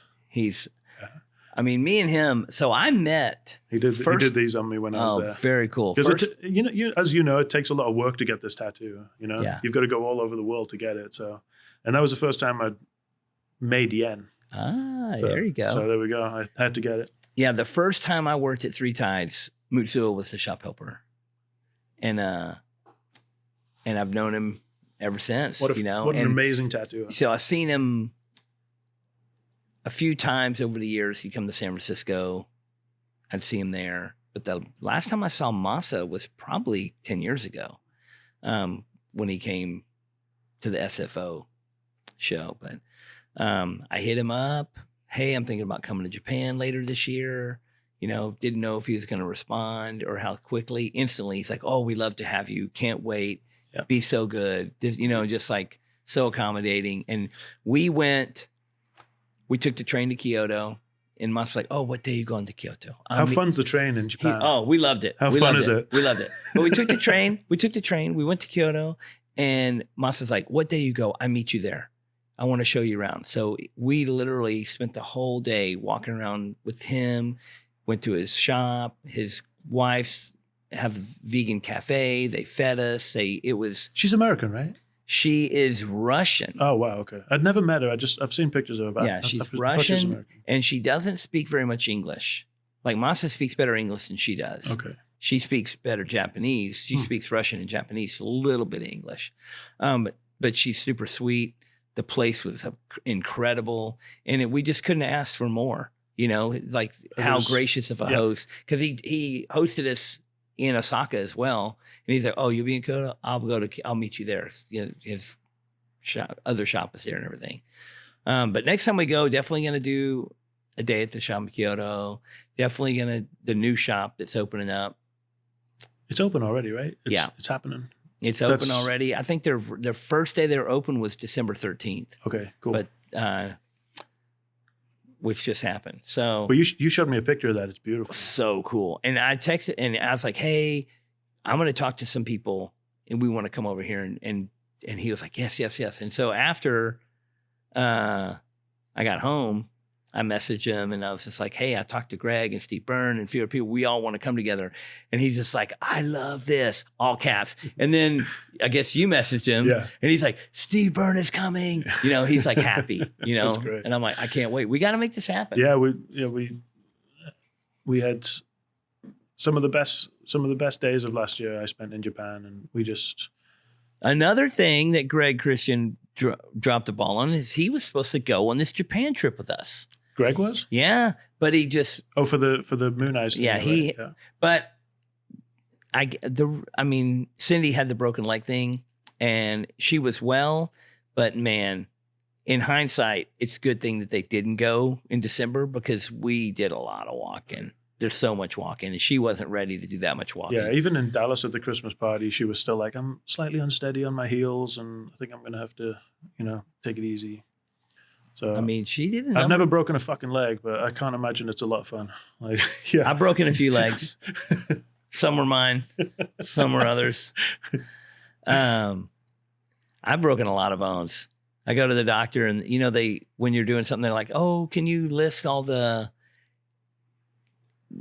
injuries and surgeries that you've had?" I'm like, "How many do you want me to list?" No, list them all. And I'm like, "I don't remember it. I can't list them all." I'm like, finger, thumb, arm, elbow, shoulder, collarbone, rib, leg, ankle. Skating and stuff? Yeah, BMX, motorcycle, skateboarding, and BMX. I broke it all. See, I've broken this thumb. I broke this collarbone. And I think that's it. I've been pretty good in my life. Your leg is pretty big. It'd be hard to break that thing. It's like fucking chopping down a tree. Let me tell you one more story from Japan. Because let's hear it. I know you particularly hate eggs as well. I don't eat eggs.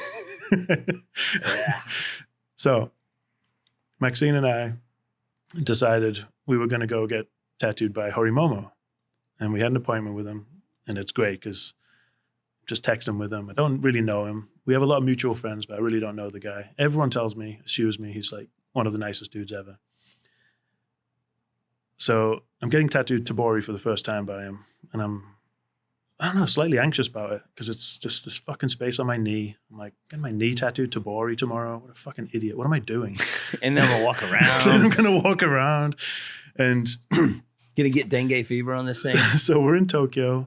We decided to stay in a pod hotel for a few nights. What hotel? Pod hotel. Oh, like just where you just have the little thing. Yeah, you open the door and you just slide in and sleep. But then there's the bathroom is like a common bathroom down the hall. Yeah. But this place is nice. Like I thought it was going to be pretty not a king size grungy. pod. It was. Oh, okay. I would say. You fit in there. It's got to be large. Well, yeah. I mean, you can't have two people in the same pod. You're not allowed to. So We can't stay in a pod. well, Me no, and check it Audra- out. No, so we just rented 2 pods and we just put all of our clothes and bags in one pod and we slept in the other one. Oh, so you can physically get in one pod. Not meant to. Yes, physically you can. The rules of the hotel is 2 people aren't allowed in the same pod. But you did it. Because I don't like this, like, you know, I wouldn't be able to sleep. Like, I got to snuggle. yeah. I can't snuggle. Are you the little spoon or the big spoon? Either. I would take turns. So we slept in the pod, you know, and it's exactly what they say. The night you go back to your hotel in Japan. Can you sit up in it? How tall is it? Or can you? Oh, check it out. It was like I would say a queen size bed. Yeah. Clambered in, really comfy, really nice. I was like, is that a camera in the ceiling? Are they watching us? Is this like Squid Game? What am I doing? Is this like some Squid Game shit? But then I realized there was a control pad and you pull the thing down so you've got privacy. And then you can mess with this controller. And this is a fucking video camera and you can watch like Netflix or whatever on the screen that you've pulled down. So you've got like... Oh, it's like a project out? Yeah, and it's like $100 a night. It's killer. So we stayed in there, great breakfast every morning, whatever. We just stayed there a few nights just to see what it was like. It was fun. But that night, I knew I was getting tattooed Tabori the next morning on my fucking knee. I was having a bit of a sleepless night. I was kind of jacked from like eating too much fucking mochi ice cream before bed or whatever. Too many eggs. No, this is the egg story. So we get up and there's a viral cafe, like a cafe that I'd seen it on my Instagram and Maxine had seen it on hers. And we knew it was really close to where Momo tattooed. So we're like, let's go and have breakfast at this place before we get tattooed. So we went over. Sure enough, there's a line outside waiting to get in. It's like it's a heavy spot. Like not tourists, all Japanese. And say one other, you know, Westerner in there. We get in there and it's like an egg buffet. With like, and that day they had 6 different eggs, one from Hokkaido that had just been fed yuzu, and one from, you know, Nagasaki that had just been fed like some sort of grain or whatever. And they were all different eggs. And when the guy, he was like an egg sommelier, he like cracked them open and like the yolk was like bright red. I was like, oh fuck, that's cool. And he cracked another one open and the yolk was like white as a piece of paper. You know, it's like, and they tasted different. So you get a hot rice bowl and then you just crack raw eggs on this rice and you just gobble it up. Oh, you don't, it's just right. Raw eggs I don't on like top that. of this rice.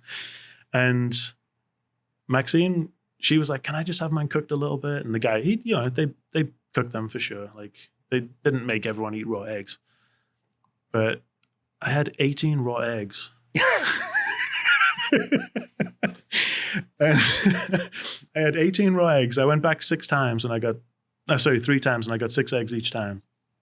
Crazy. And then we went from this cafe to get tattooed by Momo. And you're fucking egg farting. I was egged up. You're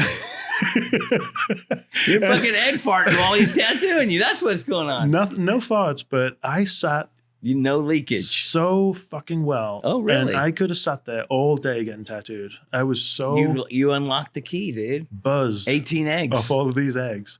And Momo, I watched Momo. He was making the needles and he was grinding the sumi and he's doing all this stuff in this amazing little spot that he's got. I mean, dude, this fucking space that he tattoos in is like what we're sitting in right now. And it's just crammed.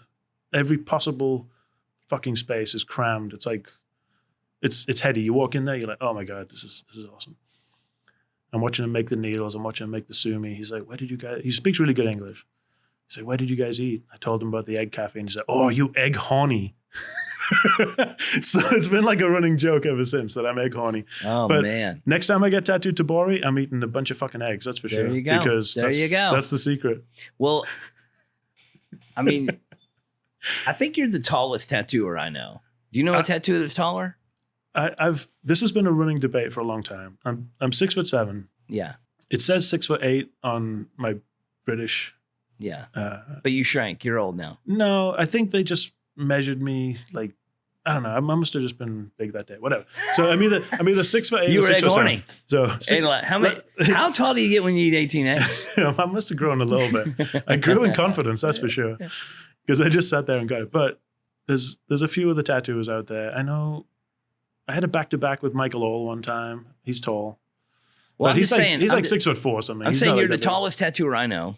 that I can think of. I can't think of anybody that's taller, but in Japan, it was crazy. you're like a goddamn basketball player over there. Yeah, Dude. I got stopped a couple of times for sure. Oh yeah. I mean, it's funny because when you see an extraordinarily tall person somewhere, you always see somebody interacting with them about it.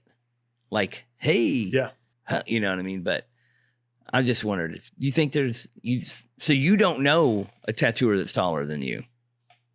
I don't think so. Because Jacob is tall. Jacob's tall. And Greg is tall. They're both tall. You just walk in and they're like not even tall anymore. Well, we've got the door at Elm Street, right? I'm the tallest on that, right? Well, yeah. You're the tallest person. I don't know anybody taller than you. I think there was somebody's name was above mine. Yeah, right. But he's not a tattooer, right?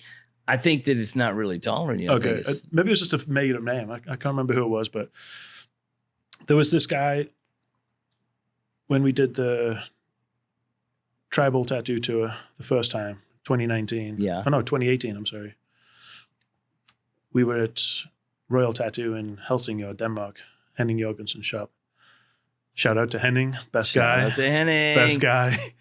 What a fucking legend and an absolute fucking treasure to tattooing, for sure. Just one of the nicest guys you'll ever meet in your life. Yeah, inside or outside of tattooing. Like nicest guy you'll ever meet. So we're at his shop, and Chris Howell, I'm tattooing right next to him.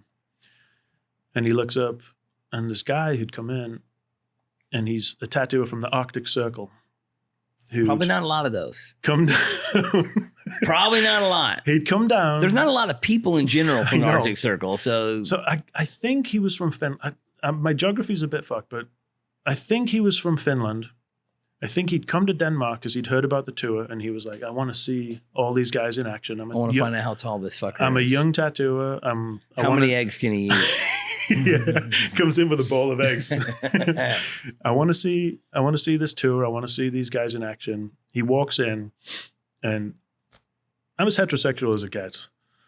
But I've heard some things. Me and Chris Howell looked up and were like, "That's a good-looking man, right there." It depends on how many eggs they got. I've heard you're egg horny, so depending on how many eggs they got, you could be persuaded. This guy tattoos in the Arctic Circle. Yeah, and he's handsome. He's handsome. His name is Thor. He's Thor, and he's how tall? He's at least 6'6". So you were barely taller than him. We had to have a little, oh, what's up, tall guy? Kind of like the tall guy nod. It's like, I guess, bald guys have short the nod. Guys do the same short thing. Guys have the same thing. We do the same thing. Yeah. So I remember that guy being very tall. Thor from the Arctic Circle. Good tattooer as well. Good young tattooer. Yeah. I'll tell you what, when there's somebody shorter than me, I don't like it. It's weird. Like there's like a couple of tattooers that I know that are shorter than me, and it's always fucking, I'm like, hey, then keep that motherfucker out of here. Well, there's a short guy with a curly mustache as well. I mean, I think that guy's like border midget though, right? The real short guy? I think if we're talking about the same guy, yeah. But there's a couple, and I'm just like, hey, let's keep this. There's a guy from LA named Craig I know that's like a couple inches shorter than me, and I'm like, it's weird. It's like not English Craig. No. English Craig's not that short. No, I was going to say I've met that guy. I didn't remember him being short. But there's got to be. Look, this might not be good for the podcast, but it's only going to be on it anyway. One time, I tattooed a midget's finger. And that was one of the weirdest moments of my tattoo life. And I was a young tattooer. I was like 19 or 20. And this midget came into the shop, and I was up. And the finger is like the finger's small. It was like it's just a little sausage. What do they call it here? It's a chipolata. Yeah, like a little sausage. A chipolata? I don't know what that is. It's a tiny little, it's like a sausage that you get at Christmas with your turkey, Oh man, I don't know. And I tattooed his finger, and it was a weird one because my fingers are big and fat, and his fingers were little and fat. Man, I tattooed a guy who's the guy from Pirates of the Caribbean. Oh. And yeah. Really cool dude. Yeah. And I tattooed him a couple times in LA, and it was, I mean, he passed away, right? It's very small. On his forearm, but the forearm is very small. It's very strange. Yeah. But he was very cool. I mean, it's fun. The coolest thing is he showed up at the tattoo shop in like a 70-something Corvette. It was all dolled out and fixed in with all control panels that he fit in. He was the coolest fucking guy ever. That's awesome. He was living a dream. But the finger's hard to tat on anybody. No. Finger's hard to tat on anybody. But I don't envy tall people at all. Like the comfort level of being on a plane and doing all the things and I feel like hunching over. I watch you tattoo. You're like you and Greg both. Like you're tattooing people. You're so like I'm hunched over to get close to it. Yeah, and I've been pretty preemptive. But you do Pilates. I do Pilates. You're staying in shape. You're stretched out. Yeah, I'm trying my best. Is Pilates a new thing? No, I've done like I want to say 5 or 6 classes. Oh, so it's a new thing. Yeah, well, yeah, I guess so. Yeah. But I definitely feel like I dragged my feet about going a little bit. My lady wanted me to go, and I was like, okay, cool, let's give it a chance. She's really good at it. She's planking and doing all of the stretches and stuff. And honestly, for my shoulders and for my back, I feel like it's really good. I don't really think it's going to be like my next new love. Like as far as like exercise goes. But Audra tries to get me to do like yoga stretches and stuff, and man, it's so painful. It's painful. So like, oh my God, it's like the hardest thing to do. And do your legs just go to jelly sometimes as well? Like I cannot shake it off sometimes. Always. I'll be like in this like jelly state when I'm doing Pilates or even yoga. Just doing sometimes. a simple stretch. I fall down and can't handle it. I'm like, it hurts so bad. Yeah. I'm not a flexible person. How old are you now? 53. 53. I'm 46, so not too far behind you. I mean, that's a lot. I wish I was 46. Those are good old days. That was back before I had a heart attack, right? So watch out. Yeah. 46. That's the year. Too many eggs. Did you hear Steve Byrne had a heart attack? He ate too many eggs. 18 eggs might do it. How many eggs does it take? You know what the sickest part about the whole thing was? I could have eaten so many more. Like I wasn't full. 18 raw eggs in one sitting. What does that do? You did. I mean, how does that come out on the other end? Just like a water hose? No, there was nothing like that. I mean, how do raw eggs turn into poop? It seems like it's going to be pretty runny going out. I don't know. I had the best. I mean, it's like oysters. Like, when I don't eat oysters either. When, I don't know what the oysters do on the inside either. They might not ever come out. They just absorb and become part of you. I mean, you can talk to Greg about eating oysters or Cindy. I took Cindy when this SFO convention used to be in Burlingame. Remember that little... When the SFO convention wasn't in San Francisco? Yeah. Well, it was, by the airport. But there was that little, what was it, like a little lobster shack or whatever that had oysters and stuff. And we would go along there at like 8 a.m. and just eat oysters for breakfast. It was great. Set me up for the day. The only thing that sounds worse than eating oysters is eating oysters at 8 a.m. That's insanity to me. You've got to ask Greg about Swan oyster in San Francisco as well. Swan oyster? Yeah. He had like a cold crab soup there that I think that was even too much for Greg. I think he was like, I'm not fucking with this. And it came in a crab shell. You guys, and when I say you guys, you, Greg, Chad, y'all go eat crazy shit. We go pretty crazy. Y'all go eat crazy shit. Sure. Yeah. For Thanksgiving, I didn't take tattoo equipment on this trip. We went to Mexico. I was tattooing at Aces High, San Diego. And we drove across? We drove across. We went to Tijuana and then down to Rosarita and Ensenada. And then I had a reservation at a Michelin star restaurant. It isn't a restaurant. It's just in a field. There's no building. It's just really? Outdoor kitchen. And they got a Michelin star. Michelin star. It's called Animalon. It's one of my favorite meals of last year. Me and Maxine went there on Thanksgiving and we had they said it was a 9-course tasting menu. I think we stopped counting at like 15 courses. They just kept bringing stuff out. It was really cool. Wild. We saw some sights out there because there was a lot of. Was it seafood?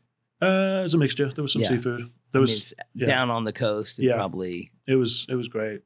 We saw some, G-Wagons that were like wrapped in Versace stuff. And we were like, that might be a cartel car right there. You never know. But that was a fun trip, for sure. But yeah, me and Chad, Greg, we've eaten together a lot. I've eaten some really good meals with those guys, and it's it's one of the things that tattooing's given us. One of the many things that tattooing's given us is like it's the culture and the travel and the experience of seeing so many other stuff. Things. Growing up as a little boy in the United Kingdom in the northeast of England, which is traditionally quite a low income, working class to middle class. How far from London did you grow up? It's if you're looking at a map of the UK or the map of England, it's about as far into the northeast corner of England as you can get before you hit Scotland. So I'm just below Scotland. Okay. And about 4 hours on the train to London. If you take the car, who knows how long it's going to take you? Who knows? Who knows? Yeah, it's in God's hands. Well, let's backtrack to these days. Where did you start tattooing at? I started tattooing in Leeds, that's like a city in the north of England. It's kind of like slap bang in the middle of if you're looking at a map of the UK, it's like right slap bang in the middle of the map. And it's a industrial city, known for its canals, waterways, soccer team, and industry. So, city of 1 million people, and there was like 5 tattoo shops there. So, as a young tattooer, it was good. It was amazing. Yeah. And what year? 96. 96, a good year. Yeah. So started tattooing. Well, I did some tattoos in 96. I started working there full time in 97. So early 97. And I would do like 15 tattoos on a Saturday, 15 tattoos on a Sunday, like that kind of shop, where you were just like stoked all day.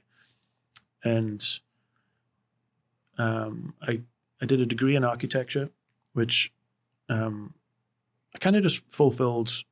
I went through and just finished it, even though I was already tattooing. Kind of because my parents, they never had, like a great deal of money or anything, but they helped me out as best as they could with higher education. And I tried my best not to get into any kind of debt, which the second I started tattooing, I just paid it all. Any debt that I'd accrued from higher education, I just paid it all off. And they didn't like that. They wanted me to, wait, you can't pay this off. Like, we need you to be in debt. So another gift that tattooing gave me was just this idea that I could be self-sufficient. And I don't think my parents really thought that being a tattooer would be a great idea, but I think after it's definitely that period of time where every parent doesn't think that it's a real job. Especially my era of learning to tattoo. Like my mother was always super supportive, but the rest of my family thought that basically once I started making money, they all thought I was selling drugs because they didn't believe that I was making the money doing tattoos. I told the story a bunch, but I bought this Cadillac and come home for Christmas, and I'm in this Cadillac, and my grandfather's just like, so see your new car. How'd you buy that? I'm like, oh, yeah, well, what do you mean how? I went to the dealership and blah, blah, blah. He's like, well, where'd you get the money to buy that car? I was like, oh, working. Oh, working. What are you doing for work? Doing tattoos. Oh, people pay you money for that? Just like not believing that I had a job, really. I think almost all tattoos go through the same. With somebody, I went to buy a drafting table on Craigslist. I found it, it's like a really nice drafting table. This guy was selling it for next to nothing. I go over there. This isn't that long ago, a couple of years ago. Go to his house and I'm like, how much is it? And he's like, 600. And I was like, okay, cool. He's just, what?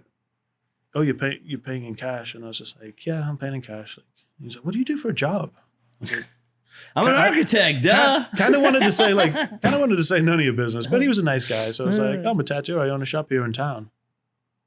Oh, and people give you money for that? Yeah, he was like a good old boy, Yeah. But it was one of those situations where I was just kind of like, there's like, got a shop here with like 9 people working, like on a busy street in Austin, Texas. That's not cheap, must be making some money. Yeah, must be making some money. But there's definitely, what you were saying about Rock of Ages before, it's It's a great shop and kind of like a staple here in Austin at this point. But like every tattoo shop in the world at this point, I think you're probably going to find somebody in there who is like, hey, it's quieter now than it's been for a while, you know?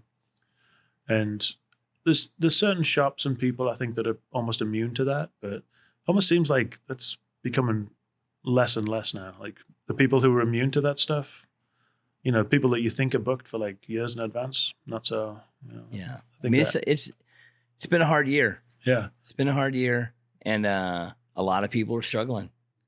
And it's just some of us that have been tattooing, the people I know that have been tattooing as long as me or longer have all remembered good and bad years in tattooing, highs and lows and busies and slows and all this stuff.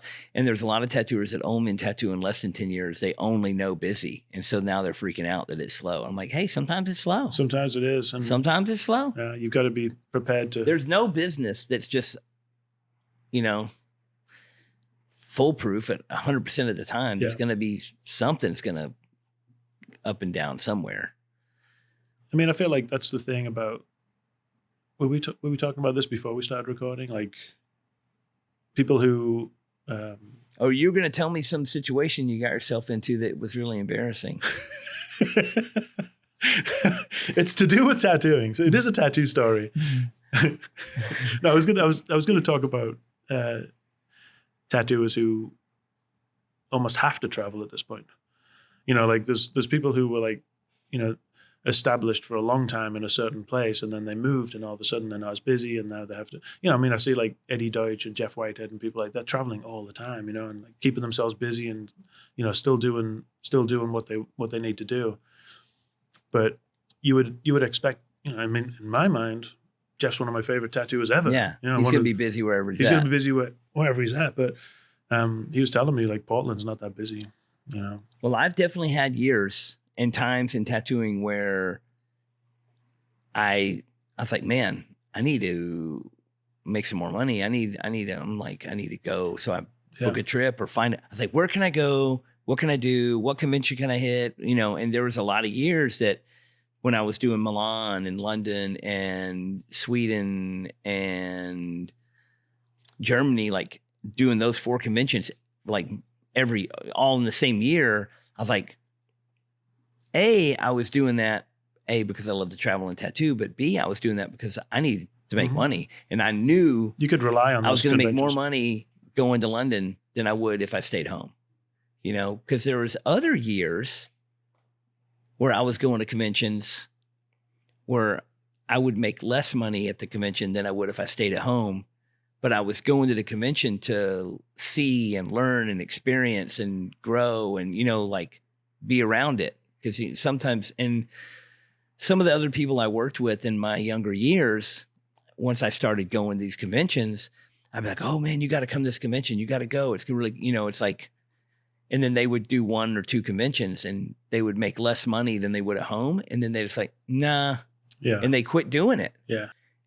And then you got to push through that. And I was just like, yeah, but you're benefiting so much. Like you're buying flash, you're buying books, you're watching people tattoo, you're looking at people's portfolios, they're standing at. Hopefully you're getting tattooed. And you're getting tattooed, I mean, there's a lot of conventions I did when I was young that I spent money. I bought a plane ticket, a hotel, and getting paid to get tattooed. And I did a couple tattoos, but it was losing money on the trip, but it was worth it. Oh. Because then I went to the same convention next year and I did a few more tattoos. And then I did like Detroit. I did Detroit like 10 years in a row. I did Seattle like 6 years in a row. And then now you're busy when you go to these places. And it's like a lot of people don't put in that. If they don't make money the first time they do it, they don't do it again. I'm like, that's not the fucking point. I mean, for me, like going to the New York tattoo convention at Roseland Ballroom when I was a young tattooer in the UK, you know, I was like, me and a couple of my friends and my girlfriend at the time and like his girlfriend at the time, we were like, let's just buy tickets to New York. Let's fucking go. Like, let's get tattooed. And I went over there. How fucking cool was it? Oh, it was amazing. So this was pre 9/11. So, so I think it was 2000. I think we went to the 2001 and I got tattooed by Chris O'Donnell. Walked into New York at dawn. Chris was there. He hadn't moved to New York at that time, but he's hanging out. I'm like, you're Chris O'Donnell. I just got ITA that had best tattooer in the world. Yeah, I mean he is. Yeah, he is. He's. I mean, I've said it many times. He's not just one of my favorite people, but definitely one of my favorite tattooers. And meeting him in 2000 was awesome because I was like, I want to get tattooed. He's like, okay, well, can you do it at the convention? I was like, I'm going to be there. He's like, okay, you're going to be my first tattoo at the convention. And I wasn't actually. Utaro got tattooed by Chris just before me. He got his throat tattooed at the convention, sat up. Oh, the worst. Getting your neck tattooed or doing a neck tattoo at a tattoo convention is the worst thing. I feel like people used to get their necks tattooed sat up all the time at conventions. So much. And I would never do that now. Every time. I literally every year at London, at least 2 or 3 people wanted their neck tattooed. And I was just like, I remember. You got a spot on your arm or your leg. Let's do it. And they're like, no. And they're sitting in a chair. And you're getting the worst tattoo, getting the worst neck tattoo I've ever done. I mean, you try real hard. I mean, A, it's bad lighting. B, there's the convention, the booth at London's not even big enough to lay down if you do have a table. Yeah. But I went to that convention, and I remember rolling in there. So it was I was like 22, 23 maybe. Chris is like,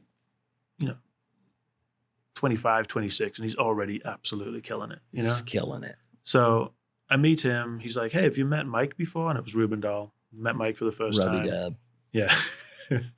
And, hey, have you met Chris Garver? And I met Chris for the first time. Hey, this is a guy called Troy Denning. Have you met him before? I met Troy for the first time. It was just like one of those things. I went around, he took me around the room.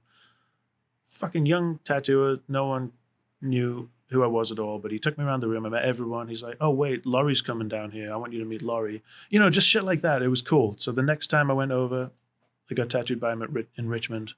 I wanted to get tattooed at a live gallery, but he was like, let's do it at the convention. That booth this was after 9/11. So it was like the following year. And I went down to the Richmond convention. It was in this cool hotel. It was like Timothy Hoyer, Chris O'Donnell, Jeff Whitehead, and Dan Higgs in the same booth. That would never happen again. Oh. So maybe. Well, never say never. But I loved it because there was a sign that said, Dan Higgs is available if you ask. And that was just a sign, and he wasn't there. But if you ask. So he was around somewhere. And Whitehead was tattooing from that flash set that had no tribal. Oh, yeah. On it. Yeah. You remember that one? It's like the little sign that no tribals. Tribals come back now. Oh, yeah. And Timothy was doing this fucking cool sleeve on some older lady. And then Chris was tattooing me on my arm here. And he was stoked. And then I arranged to go back to New York, and he finished up. He did this whole left sleeve on me in like 3 sessions, three visits. So like 2 pretty significant convention tats, and then 2 days running at New York Adorned, where we did the Sakura Ghost at the top of my arm years ago. It was fun. And actually, in the meantime, I went to Tattoo City and got a piece from Whitehead on the inside of my arm here, which was cool. It's with the Tokyo pink. Oh, yeah. Stuff that I didn't even know what he was putting in my arm until I got back to England, and I went into until you got cancer. I went to a goth club, and there was some strobe lights, and my friend was like, what the fuck is that on the inside of your arm? And it's a rat, and all of the pink in the rat was fucking just toxic. It was cool. I was like, whoa, I didn't know that was there. And now it's all gone. There's nothing there. You would never know there'd been pink in my rat. So. Hopefully the cancer went away with it. So let's get on to this story you were going to tell. My embarrassing story? Yeah. Well, it's not really embarrassing either, but it is. It's manic. Like I've been worried. I've been casually worried for years that I was losing my hearing, and I was like saying what to everybody, and like, can you repeat that? Like, so many times, like daily. That's what I do. All day, every day. I'm like, huh? What? What? And I mean, I'd been to a lot of punk shows when I was a kid, hardcore shows, metal shows, and I'd stood by the speakers and not given a shit like an idiot, Yeah. Even when we were in Japan, I was at a 2-day noise festival in Osaka, So it's like, I'm still an idiot like that. But eventually my girlfriend Maxine was like, hey, listen, you have to go to the doctors and have someone look down your ear because I think you've got a real hearing problem. I'm like, what? What?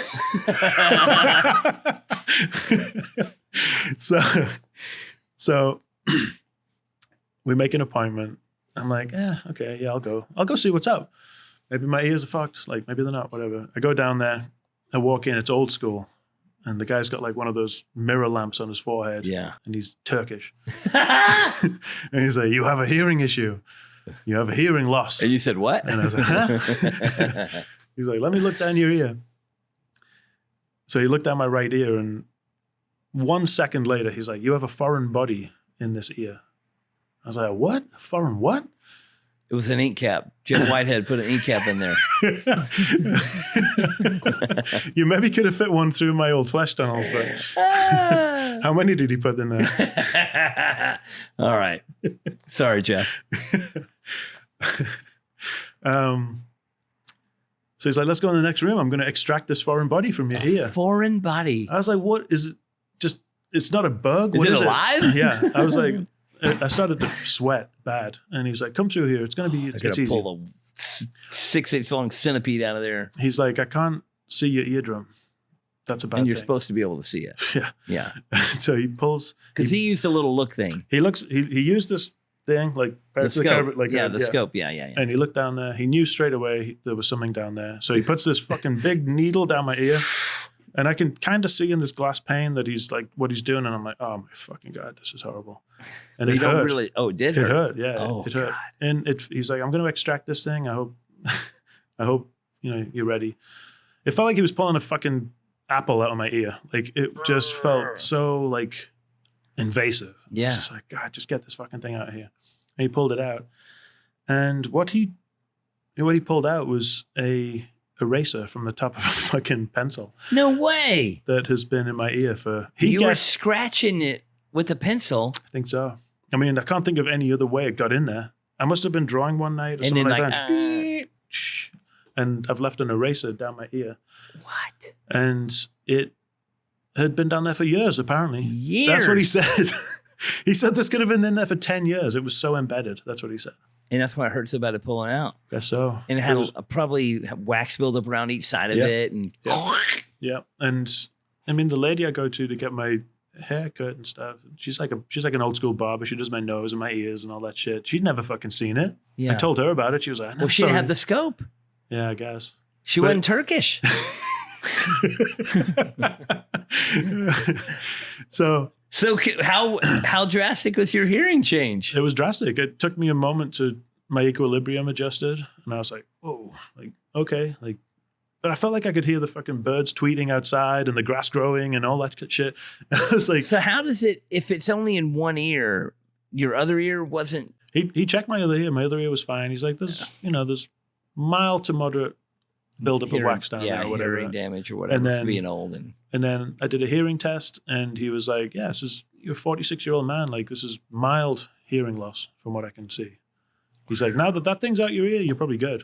And in all honesty, and you never felt it, dude. I never felt it. I mean, I'd be like in my ear a lot, because I felt like there was something in there. Probably pushing it further down when you try to clean it out with something. Every time I ever thought there was something down there, people would be like, "No, there's nothing down there." But you recognize it as an eraser instantly.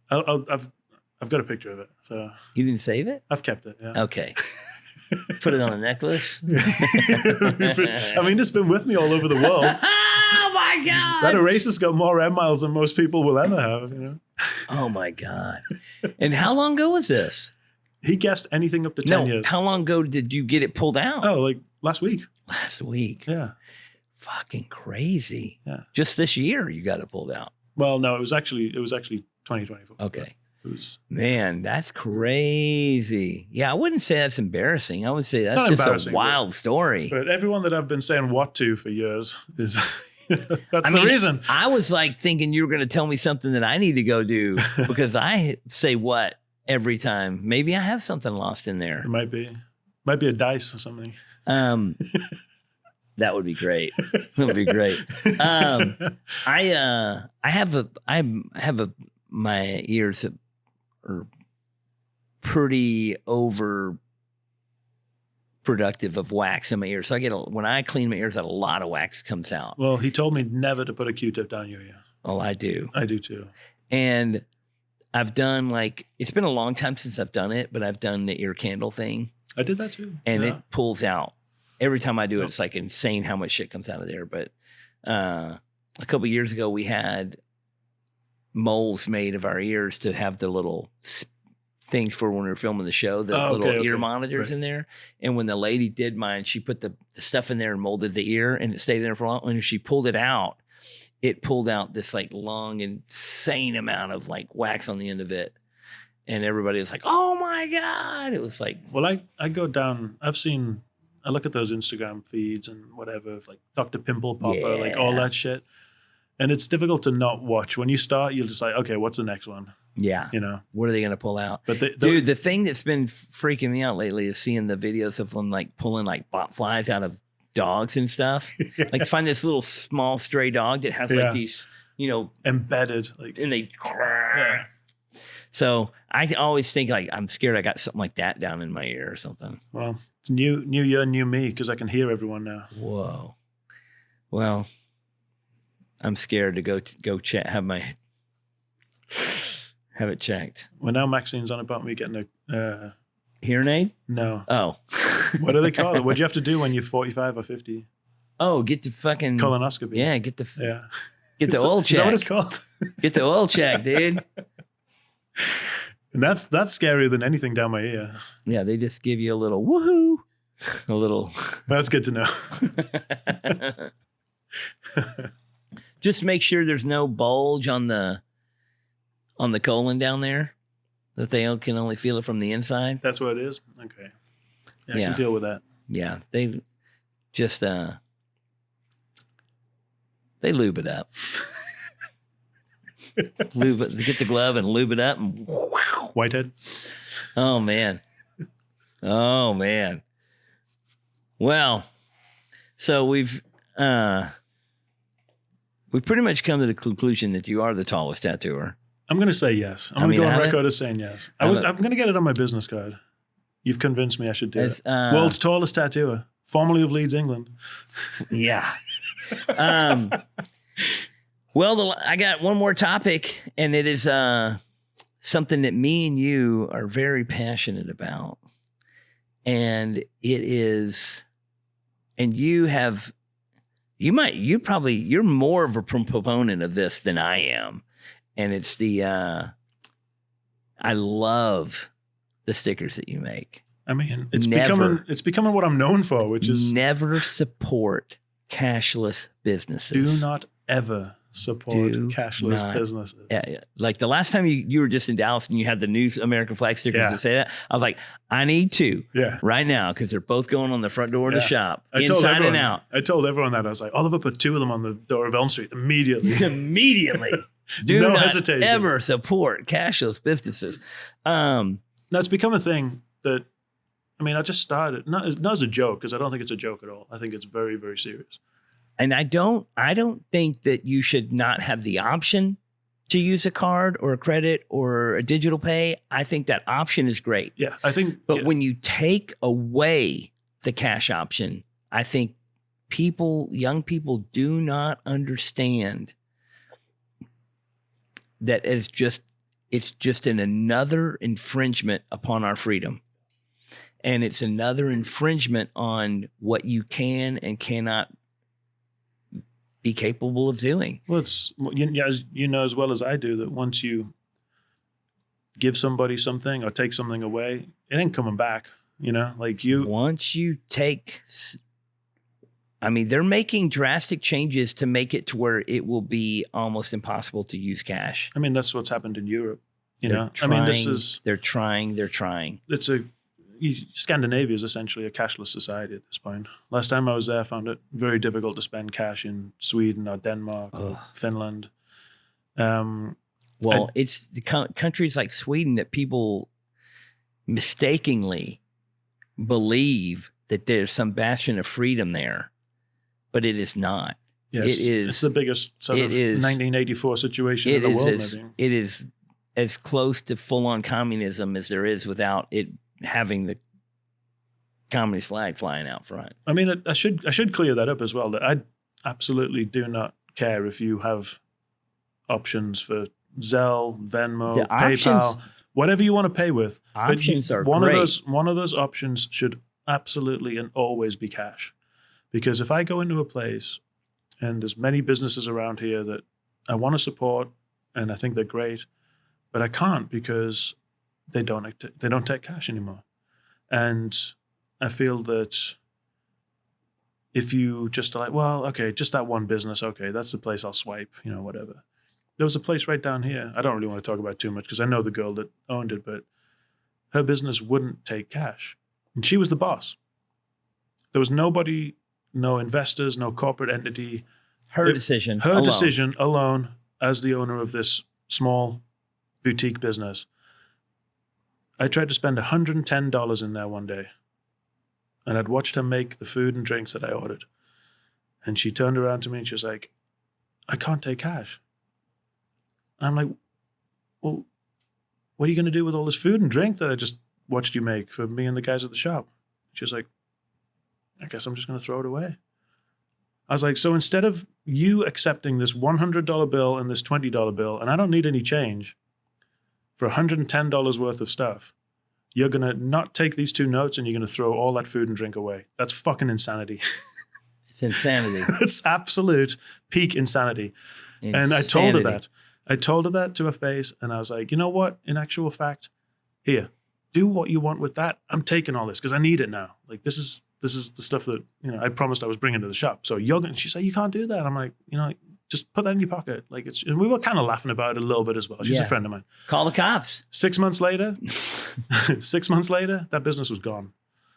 And I haven't seen her since, but when I do, I don't want to do a Larry David on her. Like, why do you think your business closed? I don't want to be that guy, but I guarantee it's something to do with the fact that she wouldn't take cash because it was kind of like a cash ready business. People would just go in there and drop $10 or $20 or whatever for their drink and their food. Like, and I really do have an honest belief that people, like myself and a lot of people I talk to, I'm going to be avoiding places. Venues are doing it now as well here in Austin, which is crazy. Like a place that I know considers themselves a punk rock venue here in Austin, do not accept cash. And my stickers, those stickers there, they're in lots of bars in Austin now. You can go almost anywhere and see them. The bartenders here, the bar staff here, the restaurant staff here, anyone I tattoo that sees those stickers, like, can I have one of those? Because they're suffering so badly with lack of tips now. And the people, so say someone, they swipe their card at a bar, there's no cash tip coming in. Maybe they'll tip, maybe they don't. The bar staff are the people that come into my shop and get tattooed with their tips. And if they're not getting tipped as much, they're not getting tattooed as much. So there is a knock-on effect that I've heard in real world situations like that, where they're like, well, my tips were my tattoo money. I don't get tips anymore. So, well, there's an ice cream shop in Deep Ellum. I know which one you're talking about. And they don't take cash. Yeah. And they do have a vegan ice cream in there. And I go in there and I say, you tell them what I want. Let me taste that one. Let me taste that one. They give you the little sample and then you order it and then they put it in the cup and they hand it to you and you take a couple bites and you walk down the aisle and you get to the register and then they're like, and then I pull out money and they're like, oh, sorry, we don't take cash. And I'm like, well, cash is what I got. And they're like, well, you don't have a card? And I'm like, no.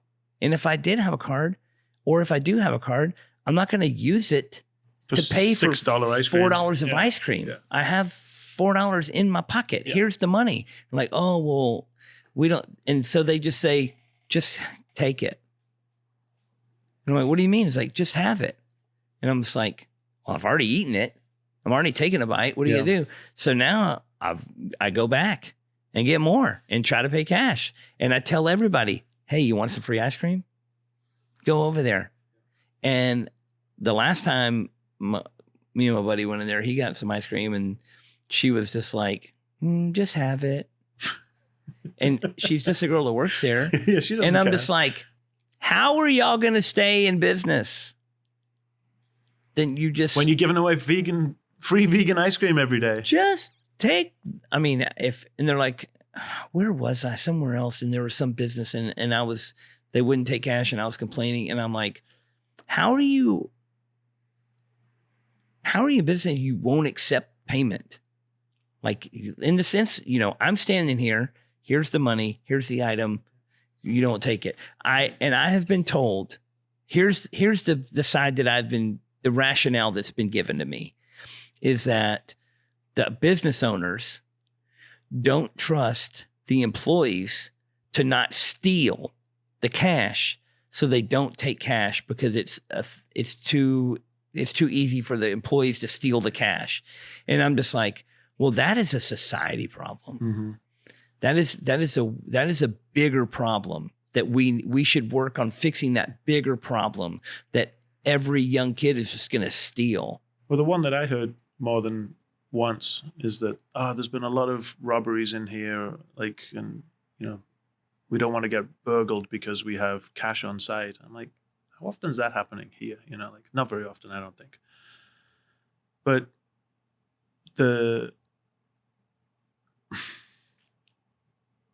you could still tell the burglar you don't take cash. Well, a lot of places though, they have the sticker, right? Yeah. That says, there's a couple of spots.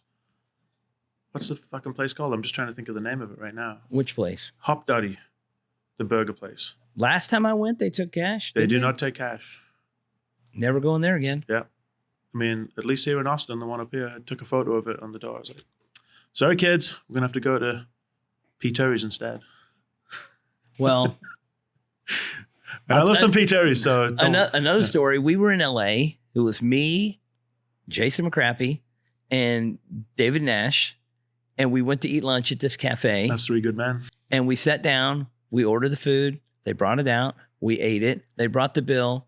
And McCrappy had borrowed money from me and Nash previously. So McCrappy was like, hey, guys, I got the lunch. And we're like, okay, cool. So he takes it and goes to pay. They don't take cash. And McCrappy is not lying when he says, I don't have a card. And they're like, you got a card? He's like, look at me. I don't have a card. He did not have a card. He did have cash. But they were just like, well, and they look at me and they're like, you have a card? I'm like, he's paying for lunch. I'm not paying for lunch. He's paying for lunch. He's got the money. And they look at Nash like, you have a card? And Nash is like, I'm not paying for lunch. And they were just like, well, what do we do? And I was like, well, you either take his money or we just leave. Yeah. Whichever you want to do. Lunch is on you. Whichever you want to do. And they were just like, the manager came out and they're like, what do we do? And they're just like, and I told Jess, just put the money on the counter and we leave. Yeah. And they can do whatever. They'll figure it out. We don't know what to do. What do you mean you don't know what to do? There's the money. Well, one of the craziest things for me is that it's normally like these kind of woke bakeries and coffee shops and stuff that are like not taking cash. And it's like, surely you want to... Go woke, go broke. That's like, you're just essentially just propping up multinational corporations at this point by giving them a piece of every single transaction that you make in your business. So that never really sort of sits well with me, having to swipe for $10 worth of coffee and bagels or something, it just doesn't add up right in my mind, because these people should normally be against this kind of like corporate entity that they're propping up. So they're not. So my local coffee shop in Deep Ellum, which I love, Merit Coffee. I'll give a shout out to I love Merit Coffee. They got bought and now they're owned by somebody, whatever. That's how the world goes. But the new policy, this is not new, but it sometime in the last year or two, they changed. They're like, they don't accept any bills larger than $20. Yeah, that's another pet hate of mine. And so, I know this, and whatever. So I'm in there last month or something. I go in there and I order my coffee like always. And then they tell me, and I'm like, cool. And I pull my money out, and I had just spent money somewhere else. And I didn't realize that I only had 100. I had 100, and then I had like 2 ones. And my coffee was more than $2. And I was like, oh man, guys, I know the deal, but all I have is 100. And they're like, we can't take it. And I'm like, and there was a second where I thought maybe since I go here every day, they're going to say it's okay. And like, I'm telling you, I go in there if there's a line of 4 people, they make my coffee before I even ring it up because they know. And then when I get to the register, they just hand it to me and then I pay or whatever. So this is what happened. They'd already made the coffee. And I'm like, man, I already have 100. And they're like, oh, we can't take it. And I'm like, really? I mean, you can just, and they're like, oh, we can't take it. It's policy. You can't take it. Store policy, you can't take it. And then the guy who's more in charge, I don't know if he's the main manager, comes over and he's like, and I was just like, I got a solution. Sell me a gift card. And so my coffee that I'm buying right now is $7. Yep. Just give me a gift card for $80. That way my bill will be $88 or $89 or something. And you'll only have to give me $10 and change. It'll be the same as if I paid with a 20. And so the girl's like, okay. So she rings up the gift card for $80. And then my total is this. And then I go to hand her. She's like, oh, but I still can't take 100. And I'm like, wait a minute. What do you mean? I thought the whole reason of not taking 100 is because it's like, you're going to be too much change or something. What is the reason with it? And then I was like, and then the guy comes over again. He's like, what happened now? And she's like, well, he buying a gift card. And so his bill is $89 or whatever. But he still wants to pay with 100. I'm like, well, obviously I still want to pay with 100 because a minute ago I told you all I have was 100. So they're like, okay, we can do it. Common sense. So my question is, which I didn't ask at the time, but now let's say I do go in there and I buy an $80 gift card. And that's all I'm there for. And then I go to pay with 100. They're going to say no, but I should pay with 4 20s and they're going to be okay. The whole thing, it's like, the problem is when it's a corporation that just makes a blanket rule, like no $100 bills, no matter what. You know what I mean? It's just like, what is the reason is because they're worried they're going to get a counterfeit 100. I mean, if you're going to get a counterfeit 100, let me tell you who you're not going to get it from. The guy that comes 7 days a week. I know. You know what I mean? Yeah. Like, there's got to be a little bit of human element in there that you can rationalize out like, okay, it's Oliver who comes here every day. Yeah. Well, he's obviously not the guy that's going to give me $100 $100 Give him bill. the coffee for today and he'll be in tomorrow with another $100 bill. We'll have to give him another we'll have to give him another free coffee. Who knows? It's crazy. Well, I'm glad we're on the same page about that because common sense is not prevailing in this world. It's not. And the people that work at businesses, they're not being trained or cultivated or raised to use common sense. And it's not the 21-year-old girl that's serving the coffee that I'm bothered about because it's not her shop. It's not her rule. She's just kind of enforcing a bullshit sort of thing that's been told that she has to do. But she's the face of that business at that moment. And I'm like, why won't you take cash? And she doesn't have an answer for it. Yeah, because she can't. It's not a charge. And I'm not trying to be a bully or anything like that, but I'm just like, well, okay, just take that hot coffee and pour it down the drain, I guess. Dude, we were at a motorcycle show and Harley Davidson had a setup there selling Harley Davidson goods. And they have these socks that Harley Davidson makes, Harley Davidson socks. And I will say this, Harley Davidson, I love Harley Davidson, but a lot of shit that they make, they don't make in America. But these socks, are made in America socks. And they're not cheap, $20 a pair. And they're nice socks, and I like them. So I'm like, we'll go there, and I'm like, I'm going to buy some socks. So I go over there, and I pick out a couple pair of socks. So I'm like 3 or 4 pair of socks. I'm $60, $80 into committing to paying for these socks, which is expensive. Yeah. It's a lot of money for some socks. I mean, I will say they're quality, and they last a long time. So whatever. And they are made in USA, so I feel like I'm doing something good by supporting it. And then I go to pay for them, and they're like, "Oh, we don't take cash." Oh my God. And I'm like, "What?" That's a company that. And then I said, "Hey, you know where we are?" And they're like, "What?" I'm like, "We're in goddamn United States of America, and I'm trying to shop from Harley fucking Davidson, and you won't take my money?" And I'm yelling, and they're like, "Oh," and the guy and the girl that works there, she's like, "Hey, it's not my deal." Like, I'm making a scene, and people are around, and I'm like, "Hey, this is Harley Davidson won't take a U.S. currency," and I'm like making a big scene, and I'm like pull out my phone, I'm like, "Let's go live on Instagram," and I'm like making jokes, and the girl's like, "Oh, please don't," and then the guy comes over, and he's like, "Oh," like he didn't want to hear it. He heard it from over there, and he didn't want to be a part of it. So it's just like he was like, "Oh, Oliver's being a jackass or whatever," and I'm just like, "God," and I'm yelling, and you know what they did? The girl that works there, she goes, here, takes the socks, takes my money.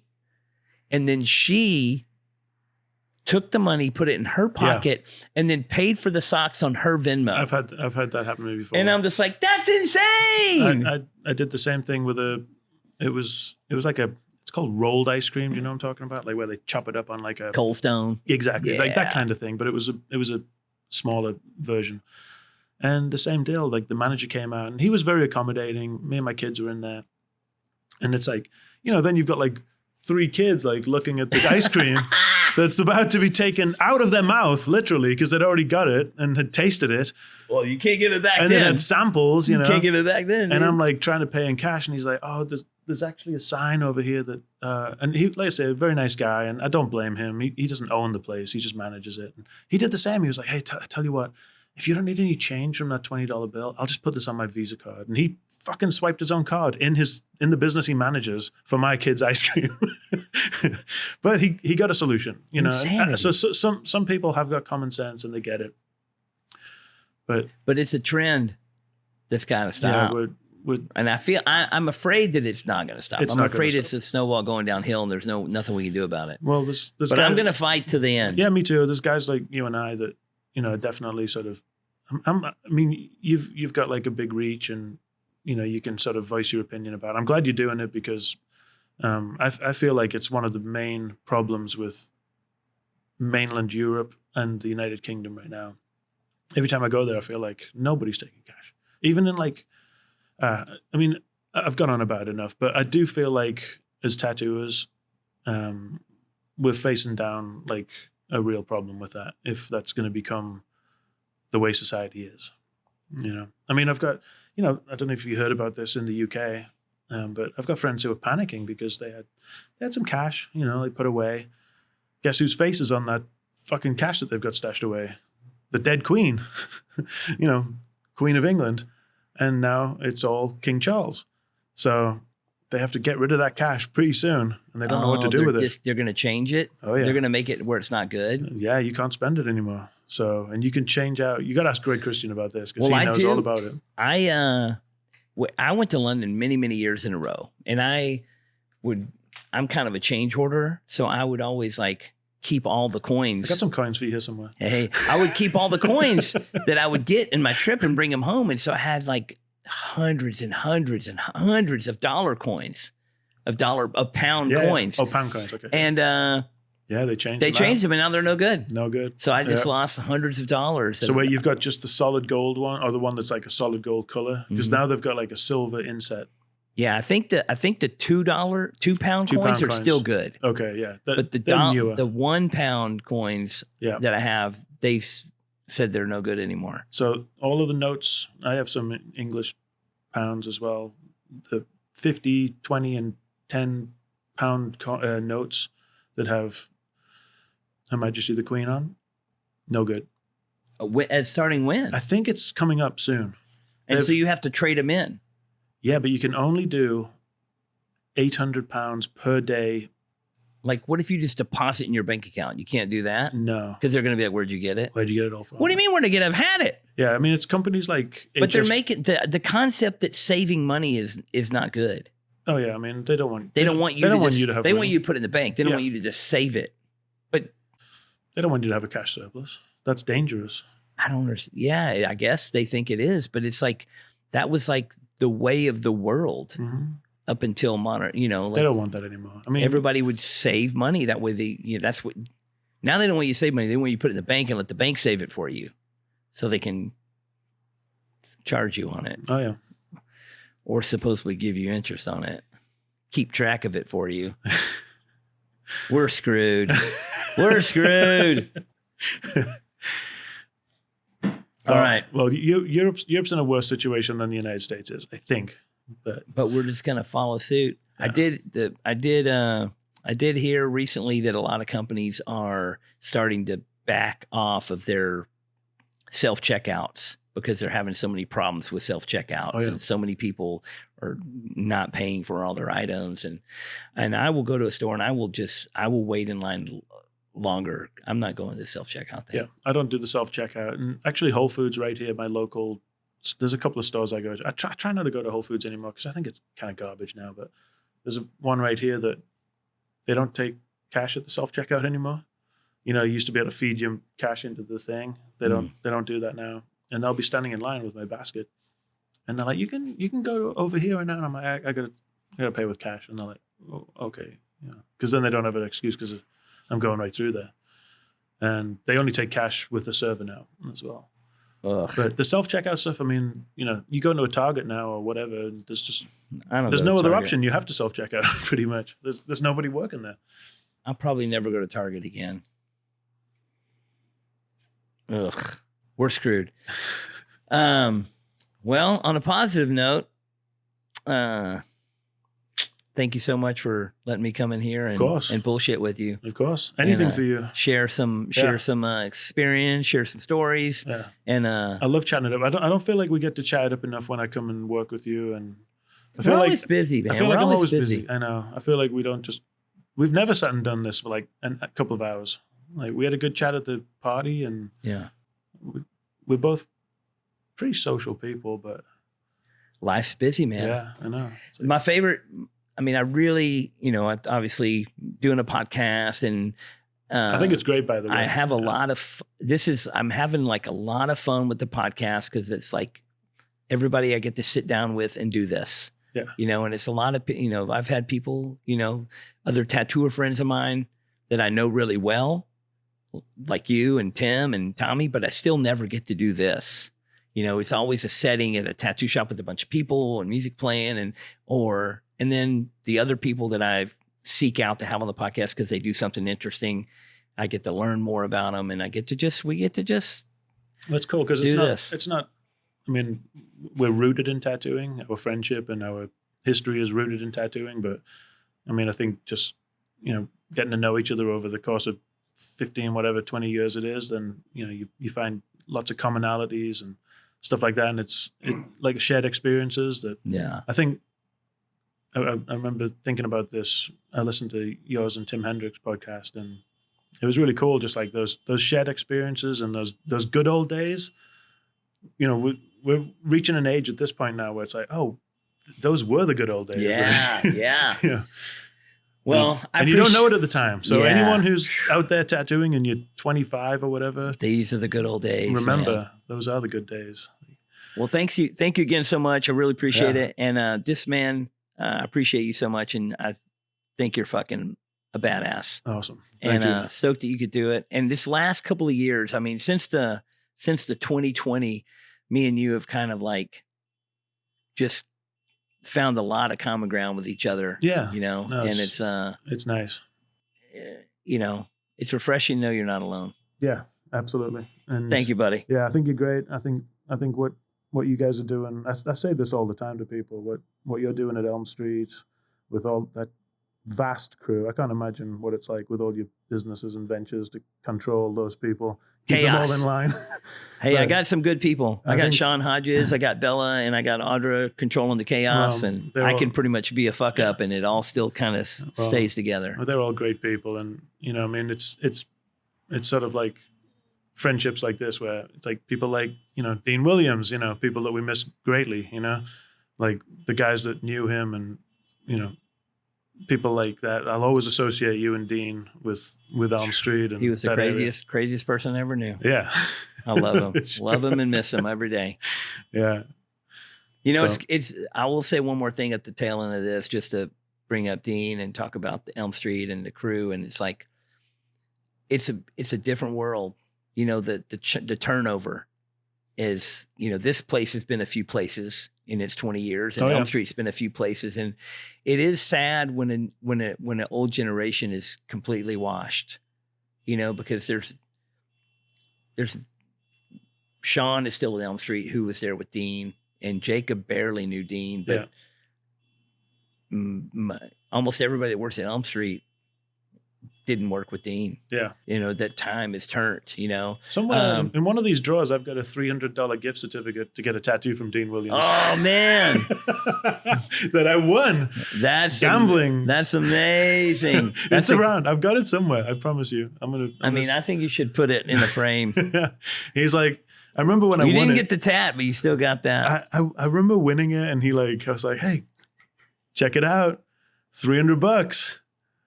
Gonna get one from you. And he was like, can I just give you $300? Hey, I will say this. We always give away tattoos.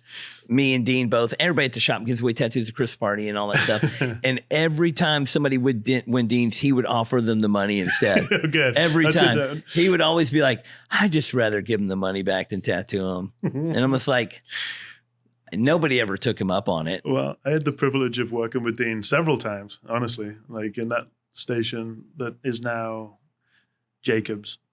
And I would sit in that corner, and he would be, you know, you were where you were and he was where he was. It was good times for sure. Well, I think some of the best years of Elm Street was when it was mainly just me, Dean, and Tony. Yeah. And Mark. I bet that was me, Dean, Tony, and Mark. That photo you guys put up recently was great. Yeah. I saw that one where, Dean's hairstyle in that is fucking psycho. He did not have a style. He had hair, but it was not a style. It was just whatever. Wait, was Tony in that photo? It was definitely Mark. It was definitely you. It was definitely Dean. Maybe it wasn't Tony. Maybe Tony wasn't in that photo, but it was. Yeah. It was definitely you three guys. And it was old because y'all look young. We were young.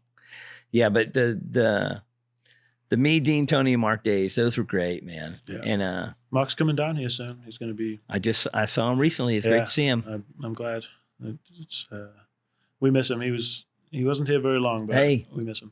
He's another person who divorce saved his life. Yeah. I mean, me, you, Dean, Tony, Mark, divorce saved all our lives. Yeah. Onwards and upwards. Happier times. I love you, bud. Yeah, love you too, man. Thank you so much. Thank you. Hey, please remember to like, share, and subscribe. Come on, guys. Click all those links. Push all those buttons because it really helps us out and gets us out there to more and more peeps. What in the Duck podcast is produced by Audra Cabral and John.com Niederkorn. Our sound, video engineer, and editor is Courtney, Junior Larkins. Initial audio video setup and intro music by Blake Balake Pinchon. And a big thanks to everyone that submitted questions. Y'all keep them coming. Email me any questions you would like me to answer to whatintheduckpodcast@gmail.com. Thanks for listening, and we'll see you next time on What in the Duck. What in the Duck podcast is proud to be sponsored by Anchor Screen Printing. Anchor Screen Printing has been printing t-shirts and merch products since 1999. Anchor is the place for quality, small-run items. At Anchor, every print is hand-done by people who care about art. You can email anchorcustoms@gmail.com to talk about getting something printed for your company, brand, or shop. Anchor Screen Printing also has its own online merch store that sells Elm Street Tattoo, Cheap Thrills, Heart and Hand, Party First Safety Maybe merch, and much more. So go to anchorscreenprinting.com today and buy some cool shit. Or you can click the link provided in this podcast to shop now.